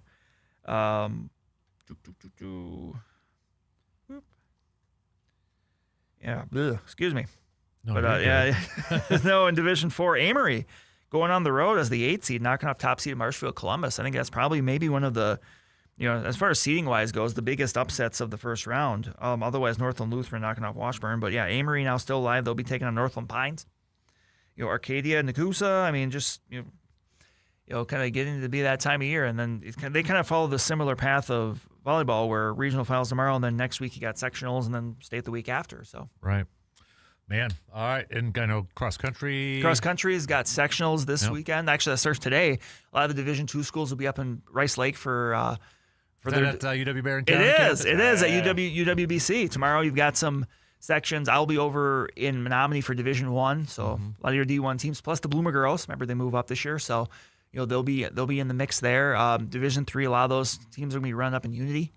A lot of the really good teams from this area on the boys' side, Cadott had a really good year. Eau Claire Regis, Durand, Arkansas, a lot of ranked teams in the mix there looking to gain a spot to go on to state next week, which is in Rapids. Yeah. All right. I know UW Eau Claire also for football. They're going to be going up against River Falls, a tough matchup between those two WIAC schools. And then we've got Stout is also going to be in action. They're going to be taking on Stevens Point. So we got that going on. I know we've got some soccer for the Blue Golds as well for both women's and men's teams coming up tomorrow.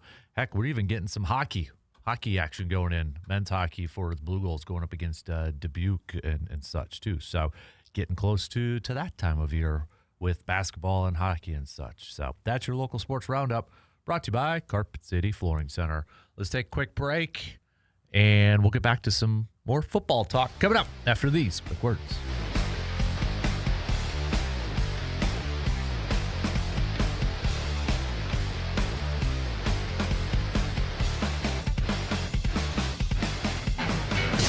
You're listening to the Dan Kasper Show.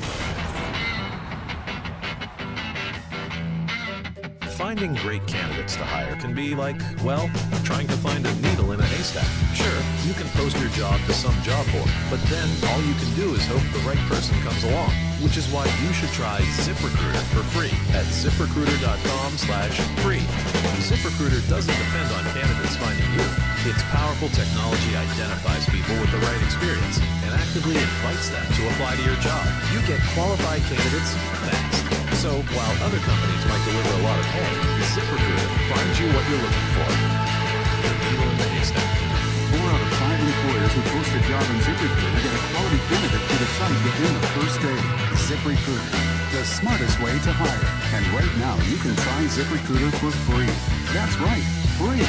Just go to this exclusive web address, ZipRecruiter.com/free. That's ZipRecruiter.com/free. ZipRecruiter.com/free. My part-time service in the Army National Guard makes it possible for me to be more for the community I call home. My training helps me at work when I lead by example. My service in the Army National Guard allows me to keep my community and those I care about safe from threats. Learn more about how you too can live and serve part-time close to home by visiting NationalGuard.com. Sponsored by the Wisconsin Army National Guard. Aired by the Wisconsin Broadcasters Association and this station. This is an important notice to all U.S. taxpayers. The IRS is giving away billions of dollars in tax savings through a federal program called the Fresh Start Initiative to aid delinquent taxpayers. This initiative was established for anyone facing financial hardship and unable to pay their back taxes. Qualifying and enrolling in this program will stop all collections, settle your delinquent tax problem, and even reduce what you owe by thousands of dollars. Call the hotline at People's Tax Relief to see if you qualify and get this free information by dialing 800-419-2387. If you have unfiled tax returns or cannot afford to pay your personal or business back taxes, you can now get the help you need. One simple phone call can resolve your tax problem and save you thousands of dollars. To see if you qualify and to get this important free information, call 800-419-2387. 800-419-2387. 800-419-2387. Voice Guy here. Bumping into your program to remind you to subscribe to the Man Cave Podcast. New episodes uploaded daily, and it's available on your favorite podcasting platform. Now back to your regularly scheduled program.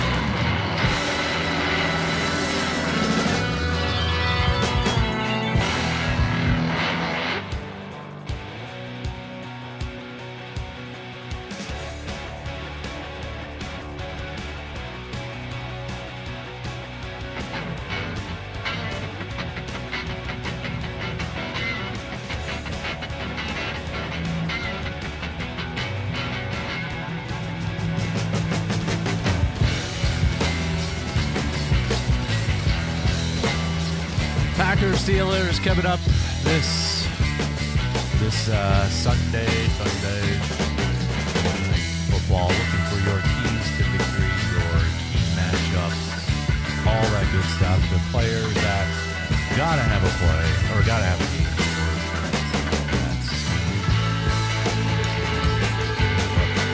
Nonetheless, a lot of you picking Green Bay to win this game, which will get to our picks towards the back ends. Brandon, earlier on, first hour was going through like the rankings and stats, and really when you look at it, Pittsburgh, Green Bay ranks higher than them in defensive categories, offensive categories. They're not good at stopping the run. They're second worst. They do rack up sacks. They have more sacks than Green Bay, which are continue watching Green Bay. Let's start. Yeah, exactly. I can't see what's still on the interior line. But I almost feel like the one thing we can't get in front of this is how much does Aaron Rodgers like? I agree. I don't think it's a revenge game. I think that is getting so overplayed. I do.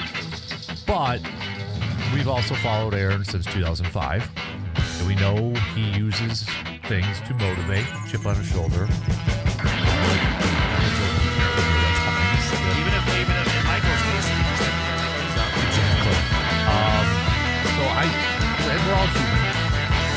There's going to be like, okay, I want to make sure I perform well. I want to play well in front of those guys. But I think that's also, you can say the same thing for Jordan Love, too. It's like, hey, I want to play well. Everybody's talking about Aaron, right? So, but at the same time, I mean, Jordan's going to want to, Love is going to want to play well in front of his mentor as well. But who's going to put, like, I feel like Rodgers, everybody will put a little bit more pressure on himself to go up. That's so nice, especially because I feel like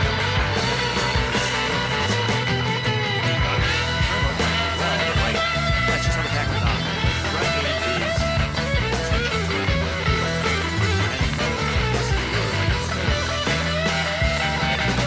It's still a lot more short passing stuff. Like, I think that's going to be kind of the big thing with this. Is like, the Packers get very good because they're not going to run home the ball. Like, if they're or whatever, like, you want to not take sacks, not take losses. Like, that's just been kind of a lot of what the offense has been about. So, I still I would agree with that. That, you know, Rodgers. I mean, Rodgers. Again, I don't think it's, you know, there's no bitterness here, but at the same time, like, you still always want to be that guy that kind of, you know, shows someone, you know, maybe what they're missing, or just that says like, hey, you know what, I still have a little left. Right, exactly. That's we're all like that, right? Sure. I mean, you know, say we were going up against a former boss, put in place of employment. You want to show out, right? You want to do your best, like, against them, or just what I'm trying to think of, like an everyday kind of comparison. I mean, it may be a little bit too extreme. Oh yeah. But like something like that, even it's what those things like, oh, you're executing well, but like that's why we want to do better. Right, exactly. So, revenge? No, it's not revenge. Wanting to play well in front of your old buddies and that? Yes. Yeah, absolutely. I would agree. You know, and I think there's a little bit of the left side of it that I think not a lot of people are kind of going that route, which I get it. I mean, you're talking about a future Hall of Famer, soon to be Hall of Famer. In his credits, he has not said anything. I mean, I thought it was kind of interesting where he was talking about it yesterday. He said, just kind of casually said, I'm retired as a Packer, which kind of gave like, oh, you could do the ceremonial one day, which you don't see a whole lot from like the really great players. Usually, yeah, right. Usually it's like the guys that were good. Like, that would be something like yeah, it was like Jordy Nelson, Jim Jones. Guys that were good. Like, not that were like, Mason Crosby just did it. Like that, guys that were home. Exactly. So, you know, you kind of said that. It's like, oh, maybe that he is going to do that, which maybe that's his way of like just putting a nice bow and coming back to his, obviously, coming to a lot of things. So he saw how long that was. But, you know, I think that'd be a cool thing to do. I don't know what Packers fans' feelings are like. I don't have any animosity towards Rodgers. I'm sure there's still some nuances with him. You know, there's plenty of that to go around. There's like, I just thought of this the other day too. He's got like that Mike. Oh wow, yeah. You think about it, it's like Mike McCarthy is every Thursday, but there's no Rodgers. Yeah, I know. And remember, you go back to the offseason, that was one of the fans or something, like a team or somebody said you can't be on there. Some part of it is good, but it could just be a schedule stuff. Like you're making a year, it's like, hey, I don't want to cause it. Stop.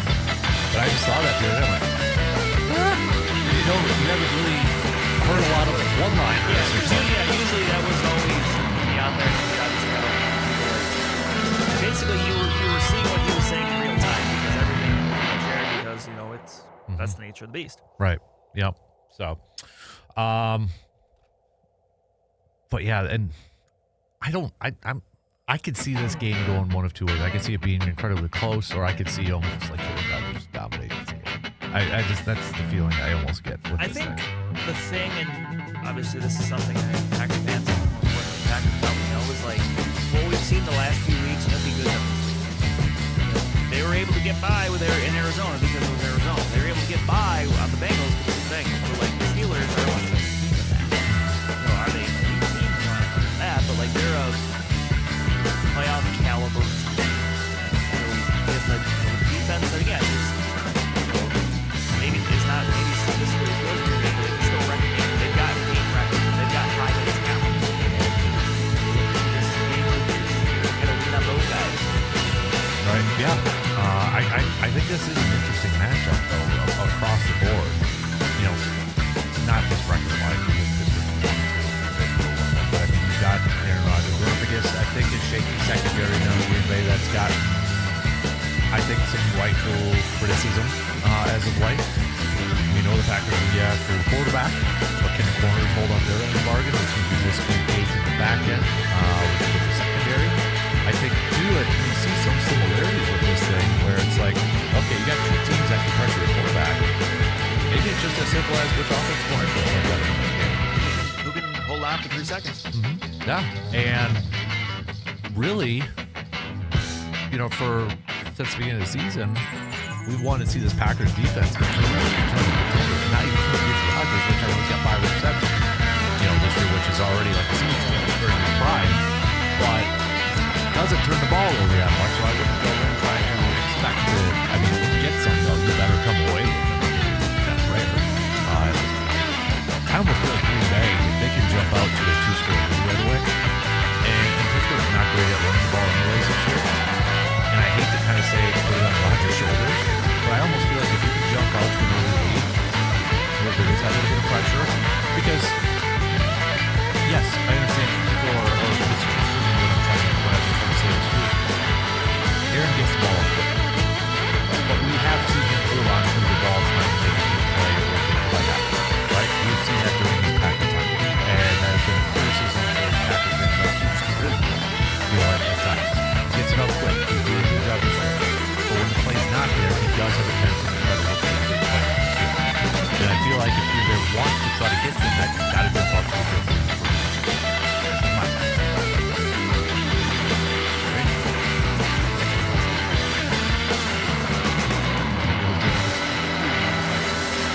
We're being misconstrued in the media. Yes. How dare. But that's a tall. That's where I have some apprehensions about it too, because the secondary play from Green Bay, I don't know what if they can, you know, and we've seen Green Bay struggle going up against tight ends. And you got Smith, you got Peter, you've got Washington. I mean, they're 3 deep, right? Really, with the tight ends. I mean, Washington's really more of like an extension of a lineman. He is a gigantic human being. He is. He's gigantic, but that's where I remember going through the draft thing. Like, that would have been really fun to have. You know, it's like trying to tackle a barbell. Right? Yeah. We know Smith can be an athletic tight end, and with Arthur Smith there, like he's always wanted to utilize tight end. And there is a similarity between Matt LaFleur and Arthur Smith, because Arthur Smith was under Matt LaFleur in Tennessee, so we got a little bit of parallels to that. But I don't think there is anything, you know, something like, well, who has the advantage? Rodgers won the Packers, Rodgers. That was 3 years ago. There's different defensive coordinators, different schemes. They are under similar offenses. I don't think there really is an advantage for either side. I don't think he's going Aaron Rodgers going in there and saying, hey, this is what they like to do, this, and that. Right. Right. Even on the offense I would call, because you know when Rodgers was there, yeah, they incorporated what Rodgers wanted to do and what LaFleur wanted to do. I think this is mostly more of a LaFleur style of offense. There's probably going to be, there might be similar formations that you might recognize. And let's give the guy credit. He's a very smart guy. He's probably watched a ton of film, maybe a little bit more than usual because it is Green Bay. He's going to know or figure out or be able to figure out a defensive formation or he's done that for 20 years. So I don't think that would really have anything fully to do because he knows Green Bay. The Williams defense wasn't there. I mean, correct me if I'm wrong, but I think they were still a 3-4 defense when Rodgers left. So it's different. It's different. There's probably some similar concepts that you might be able to help out the Steelers defense with. Like on the offensive side, if you're like, oh yeah, we ran that, that's where okay.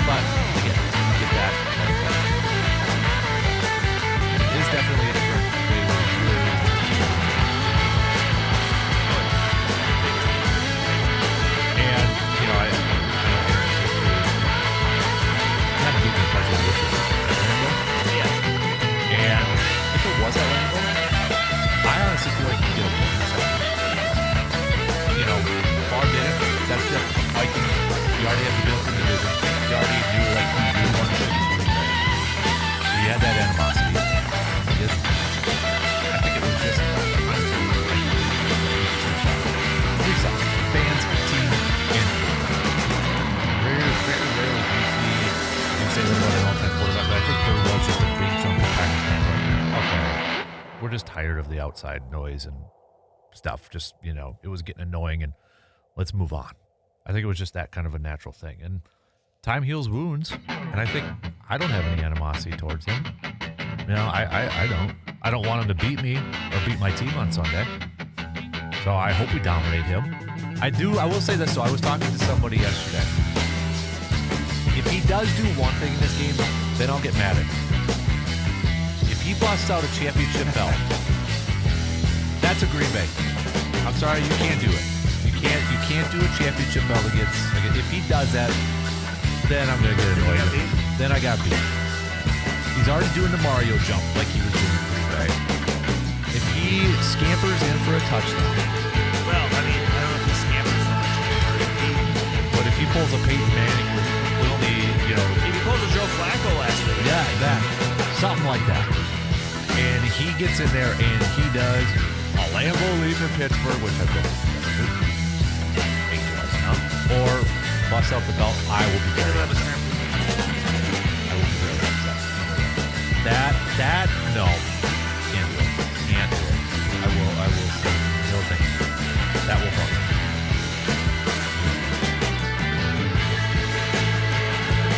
I kind of forgot about that until I was talking to somebody. I'm like, but wait, if he does this, that's all right, we got to take a quick break. Picks are coming up here soon. Last call for your picks. Text them on over. We'll be back after these quick words. 180!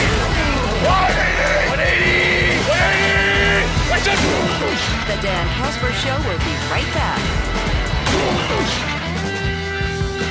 Grant here for Kai's Chevytown. They're a short drive from anywhere, just a minute off Interstate 94, exit 41 on the north side of Menominee. There's a few purchases throughout our life that are significant, right? Our home or our vehicle. That's a real chunk of change, and it's something that's crucial to your everyday life. And when it comes time to make those purchases, you want to make sure that you trust the people you're working with, that they have your best interests in mind, that they're genuine. And that's the staff at Kai's Chevytown.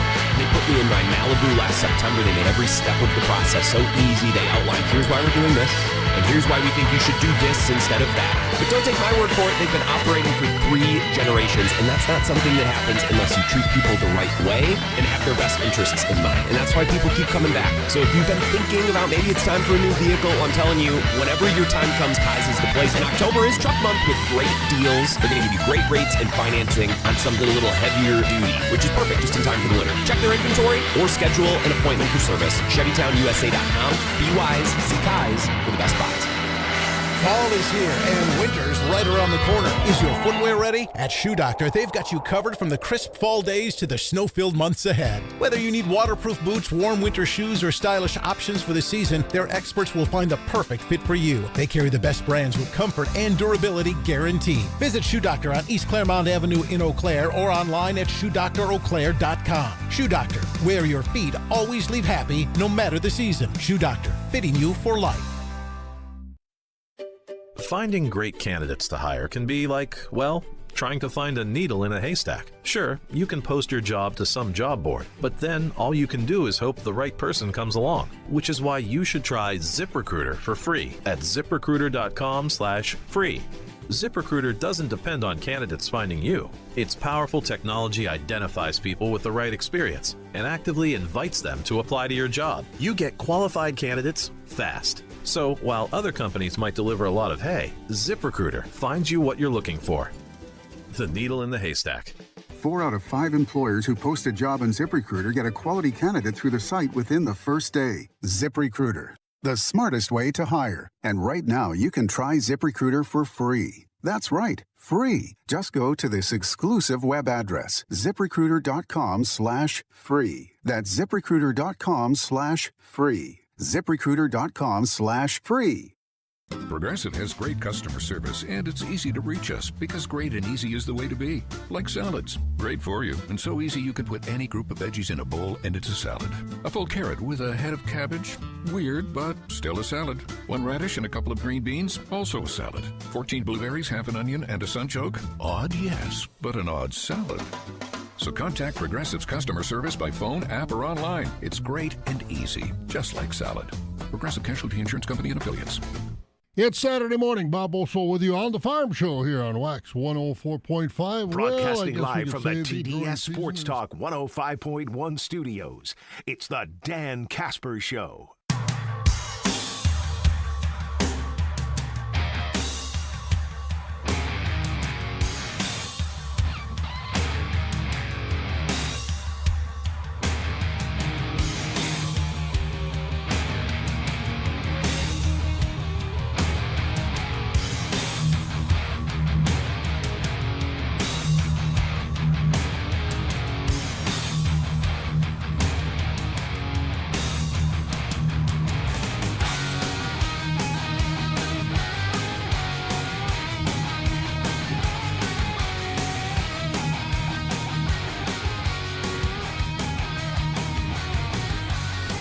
All right.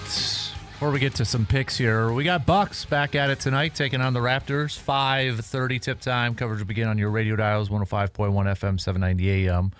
At 5 o'clock this evening, Bucks looking to remain undefeated and go 2-0. Kevin Porter Jr. got hurt in that first game. We'll see. I know Doc Rivers after the game said, doesn't look good. But he wasn't in a walking boot after the game, or at least sitting on the bench and such. But we know how some of those turn out. It could be worse the next day and swelling. J.J. McCarthy, for example, right? He kind of finished that game and look how long he's been out in that. But there's one thing. You look at this Bucks lineup, they've got guards, depth. And I know a lot of people were talking about Ryan Rollins this year potentially being maybe, hey, that could be the guy that's getting the majority of minutes in the backcourt. Well, Kevin Porter leaves the game early. He plays 29 minutes and such. Now, is it the greatest depth? Probably not. But is it a depth that can work for this ball club? We'll see. Remains to be. I'm excited to see AJ Green, though, Derry Bird there this year with coming off the new contract. He's obviously their three-point shooting team, and you know me about three-pointers, and they were the best in the NBA. But I know Eric Name from The Athletic, one of his bold predictions was, besides the Celtics, they're going to shoot the most threes this year, and transition threes grinds my gears. But I get it with this style of offense, especially if Giannis is the primary ball handler. It just makes sense when you drive the lane with him. Even Miles Turner in the corner, everybody else is on the perimeter and such. But I'm looking at this year, I think it's fair to say another level for AJ Green this year, right? Yeah. We want to see another level to his game. And a lot of that just comes with more opportunities, I think. Right. As he's trying to figure out, what's his best player comp? Is it a Kyle Korver-esque type of player? Could be. A little bit? I think Korver is a little bigger, but still a guy that... No, I think that's right, because Korver was on some good teams, but Korver was never one of your two or three best players on a good team, but he's an important player for what he does. Right. And, I don't... Not Dante when Dante was on DiVincenzo. I mean, maybe a little, but Dante is a little bit more athletic and such too, but maybe a Dante DiVincenzo type of role. I don't know. Maybe he's just AJ Green. He's just AJ Green. Just AJ Green. I was actually surprised they did give him a 4-year, $45 million. It makes sense. No, yeah. It was well in line with what we've seen of, Sam Hauser contract. Yeah, exactly. It was pretty much Sam Hauser contract, which, I would say they're comparable for what they bring to the table. So, no, it made sense. Outside of Giannis, outside of Miles Turner, who's got to be that third option on his team? Is it Kuzma cut off the bench? Is it Portis? Is it AJ Green? Is it? That's a great question. Is it all the above? Is it one of those guards? Yeah. But obviously the injury, does not help the situation. Right. But I think that's kind of an important part about this early season is just seeing who is it. You know that there's going to be several players that get that chance. Because my concern is what happens if Giannis and Turner have to miss a couple weeks. Right. It's very possible. For one reason or another that they might not be out there. So who kind of ascends up? And I think that's one of the more interesting things to keep an eye on with this team here early on, if some sort of pecking order is established. Right. I know it's way kind of too early to be talking about this too, but I'm curious, how well the Bucks do, and we get into February and we get to that trade deadline. Because all right, do you make a move? Do you? Giannis keeps saying he loves this. We're dangerous, likes the makeup of the team and that. But if you get to a point where you're winning a bunch of games, is guard a primary position of need. Is there a guard in Washington that maybe could come back? Hey, Middleton put up some good points to get 23. He looked a little spry. He put up. He had a Chris Middleton game. It was like 23 points, 6 rebounds, and 3 assists. That's Chris Middleton. Yeah, that's a solid Chris Middleton performance. Yep. So, and that's another guy too. Like, I'm glad the Bucks did what they did, and they're welcome. Like, even when he got there, they had staff waiting for him, and the video tribute. Right. I feel like his number is going to get retired. Very well. It could. I feel like it's going to. Somebody had asked this earlier in the week. Is it crazy to say, because I think it was Jeremy, said, I'm 34 years old. Is it crazy to say that Middleton is the second best Bucks player that I've seen in my lifetime, or is it Ray Allen? I think he asked if it was Ray Allen. Like, I don't think it's crazy. No. Giannis is clearly one, and I think you go back and forth between Ray Allen and Middleton. Right. Overall, Ray Allen's a better player, better career. But if you look at it just from a Bucks perspective, Yeah, what they did in Milwaukee. I mean, Middleton's going to have better numbers. Don't think they'll retire Ray Allen's number. I don't think so. I feel like if that was going to No, they can't. I was going to say,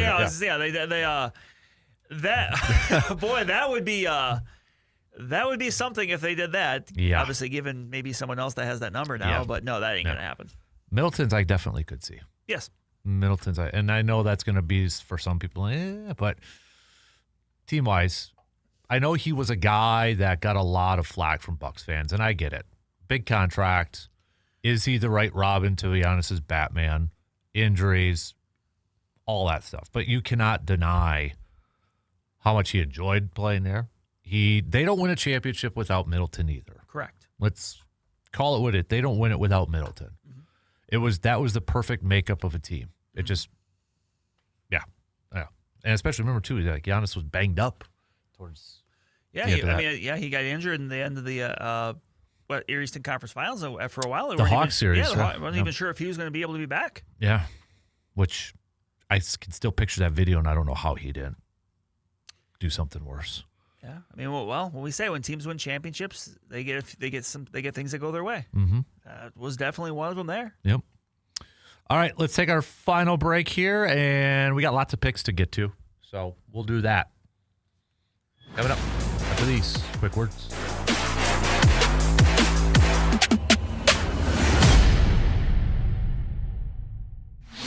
Got a take on today's topic, but can't call in? Then hit us up on Facebook, Twitter, or the text line and let your fingers do the talking. Unique farming operations need unique financial solutions. Egg Country Farm Credit Services offers customized financing that fits any size farm, ranch, or agribusiness. The next time you're in the market for more land, equipment, facilities, or maybe even an operating loan, contact the team at Egg Country. They know agriculture and will work for you. Egg Country. Focused on ag, focused on you. Egg Country is an equal opportunity lender. In today's business environment, you need internet that's as strong as your ambitions. TDS Fiber Internet is designed to meet the highest demand, offering blazing fast symmetrical speeds and rock-solid 99.9% network reliability. Fortify your business with internet that delivers unmatched strength and durability. Upgrade to industrial-strength TDS Fiber Internet. Built to endure, built for your business. Visit tdsbusiness.com. Internet speeds are up to and not guaranteed, subject to availability. Terms and conditions apply. See website for details. When you're hiring, have you ever felt like you're missing out on meeting truly great candidates for your roles? It seems impossible to find them, but they have to be out there somewhere, right? Well, they're not hard to find when you know where to go, and that place is ZipRecruiter. And right now, you can try ZipRecruiter for free at ZipRecruiter.com/free. ZipRecruiter helps 10 million people with their job search every day. And because these people are actively looking for jobs just like yours, it's easy to find the right person right away. In fact, 4 out of 5 employers who post on ZipRecruiter get a quality candidate within the first day. But if you're not using ZipRecruiter, you're missing out. So see what it's like when the impossible is easy. When you go to ZipRecruiter.com/free right now to try ZipRecruiter for free. Once again, that's ZipRecruiter.com/free. ZipRecruiter.com/free. Never miss out on great candidates with ZipRecruiter. He doesn't just talk sports, he knows sports. In fact, he and sports are best friends. I saw the two of them last night knocking back a couple of cold ones. The Dan Kasper Show, weekday mornings from 6 to 9.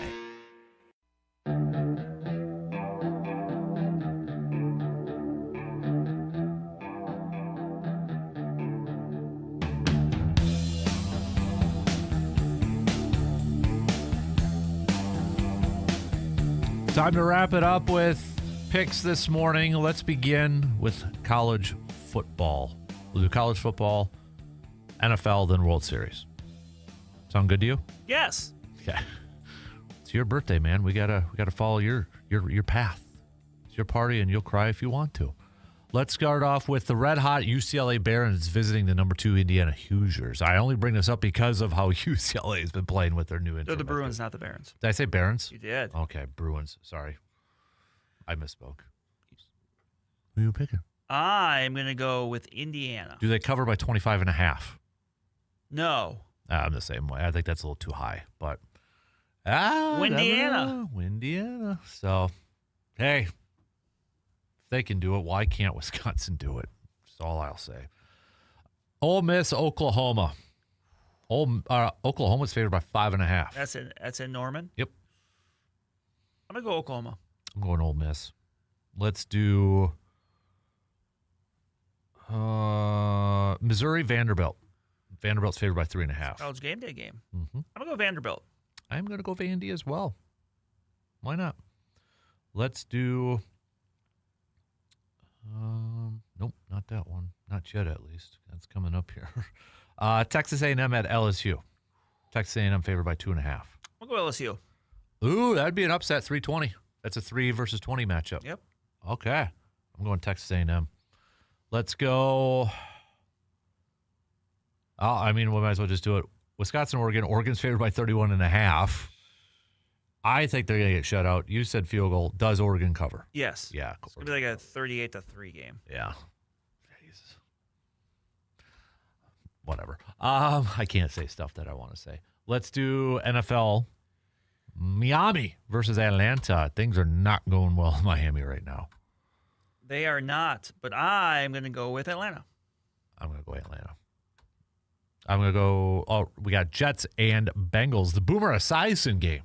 The Boomer Bowl. The Boomer Bowl. I'm going to go with the fighting Joe Flacco's. They're favored by 6.5. I got to go Cincinnati. The Jets are a mess, too. Cleveland at New England. I'm going to go New England. Drake May's looking good. Yeah, I'm going to go New England, too. So, 5-2, the Patriots. Yeah. Right now, Mike Vrabel. I had Vanderbilt on my mind. Mike Vrabel's got to be a leader for Coach of the Year, I would imagine. Yes. Yeah. Him or Shane Steichen. Yeah. You're right. Those two. Yep. Giants at Eagles. Giants at Eagles. This is a quick turnaround. They just played a couple weeks ago. I do think Philly wins this one, though. It's in Philly. Mm-hmm. I think they're, maybe last week, the win over Minnesota, the passing game kind of showed some life with some deep shots. So I'm going to go Philly. I'm going to go Philly as well. Buffalo at Carolina. Ooh, I'm going to go Buffalo. No Buffalo, no Bryce Young, so I'm going to go Buffalo. Actually, it's kind of an interesting one. I'm a little surprised the line's this way. Chicago at Baltimore. 6.5 for Baltimore they're given. I'm assuming Lamar's playing. Yeah. I am going to take Baltimore in this one. And I mean, obviously you look at the records and stuff, but I don't know. Like, I can't fault the Bears for winning the games that they're winning. They just haven't really played anybody. They beat Washington. Mm-hmm. That was their big win. But I don't know. You got to beat who's in front of you, though, right? But I don't see the Ravens being 1-6. Yeah, this is desperation mode for Baltimore. Yes. So I'm going to go Baltimore in this one, too. Okay, a little surprised at the line in this one, too. San Francisco at Houston. Houston's favored by 2.5. I will take San Francisco. I'm going to take San Francisco, too. Houston's just... No. I wonder if... DeMeco Ryans made a mistake firing Bobby Sloak as his offensive coordinator after just 1.5 years. It hasn't been any better. No. Granted, they didn't really do much with the offensive line. Right. But still. Tampa at New Orleans. No Mike Evans. No, the streak is in jeopardy. Yep. I'm going to go Tampa, though. Tampa. Dallas at Denver. Interesting one. I'm going to go Denver at home, a mile high. Denver, just 3.5 for Denver, but they're probably really high on Dallas's offense. That's it. That's the matchup. Obviously, this really good Denver defense against a really good Dallas offense. I mean, the over-under in that game is 50.5. That's the most out of any of these games for this one. So, Tennessee at the Colts. Colts 14.5 point favorites. Woo.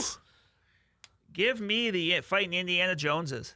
Yeah, Jonathan Taylor should get some MVP talks. At the very least, right now, he's your offensive player of the year. Yep. I mean, obviously, seemingly, we always have to have a quarterback win the MVP, so he can't, even though he should. If Saquon didn't win it last year, I don't know what you got to do as a running back. Yeah, but Jonathan Taylor's been awesome. Yep. I'm going Colts. I think they cover too. I'm gonna go a little bold prediction there. This game kind of loses its luster on Monday night. Washington, Kansas City, no Jaden Daniels. No offense to Marcus, but no, I'm gonna go Kansas City though. It does sound like the Commanders will have their receivers back though, Debo and Terry McLaurin. But I'm gonna take Kansas City. I think the NFL made a mistake. They weren't able to keep the Chiefs down. They had a shot. But I'm going to take Kansas City. I'm going to take Kansas City, too. And then finally, Green Bay at Pittsburgh. Green Bay is favored by 2.5 in this game. I will take Green Bay. Okay. What, just a gut feeling sort of thing? I think the defense is going to make a couple plays on Aaron Rodgers, maybe a strip sack, that kind of thing. They're going to – and I think I just think it's a good recipe for going to win on a road, especially at that. And after the last few weeks, I just think Green Bay is a better team than they've been the last couple weeks. Mm-hmm. They kind of had some lulls, but I think they got through it. I think they're going to put together the best ever we've seen out of them in a bit. I am also going to go with Green Bay. I think it's close. I am. I think it's a close one, though. Single digit. They cover, obviously. Well, I should say obviously. I mean, they could win by 1 or 2, but I think they win by 3 or 6, something like that. Like a 28-24 game or something. But what? Nothing. Oh. All right, World Series, game 1 tonight, but we're picking the series.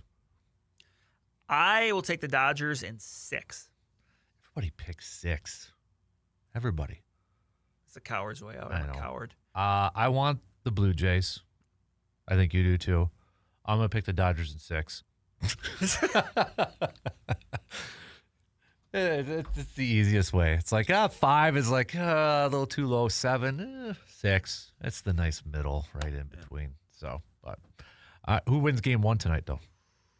Dodgers. I'm going with Toronto. Okay. I think a little too far of a break. I think Toronto, after dropping the first 2 games at home against Seattle, was like, okay, let's not do that again, and let's try to win one of these.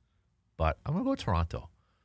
Kind of that effect. So, but all right, B, where are you going to be spending your birthday night? We got about 30 seconds. I will be at DeRay Field in Chippewa for McDonald versus Clayton. All right, for a little 8-player football. 8-player football. So that's going to do it for us. Happy birthday again. Thank you. Big 4-0. Have I'm a good, old. what? I'm old. Yeah. Have a good weekend. Same place, same time. Hopefully a victory Monday, 6 a.m. Talk to you then.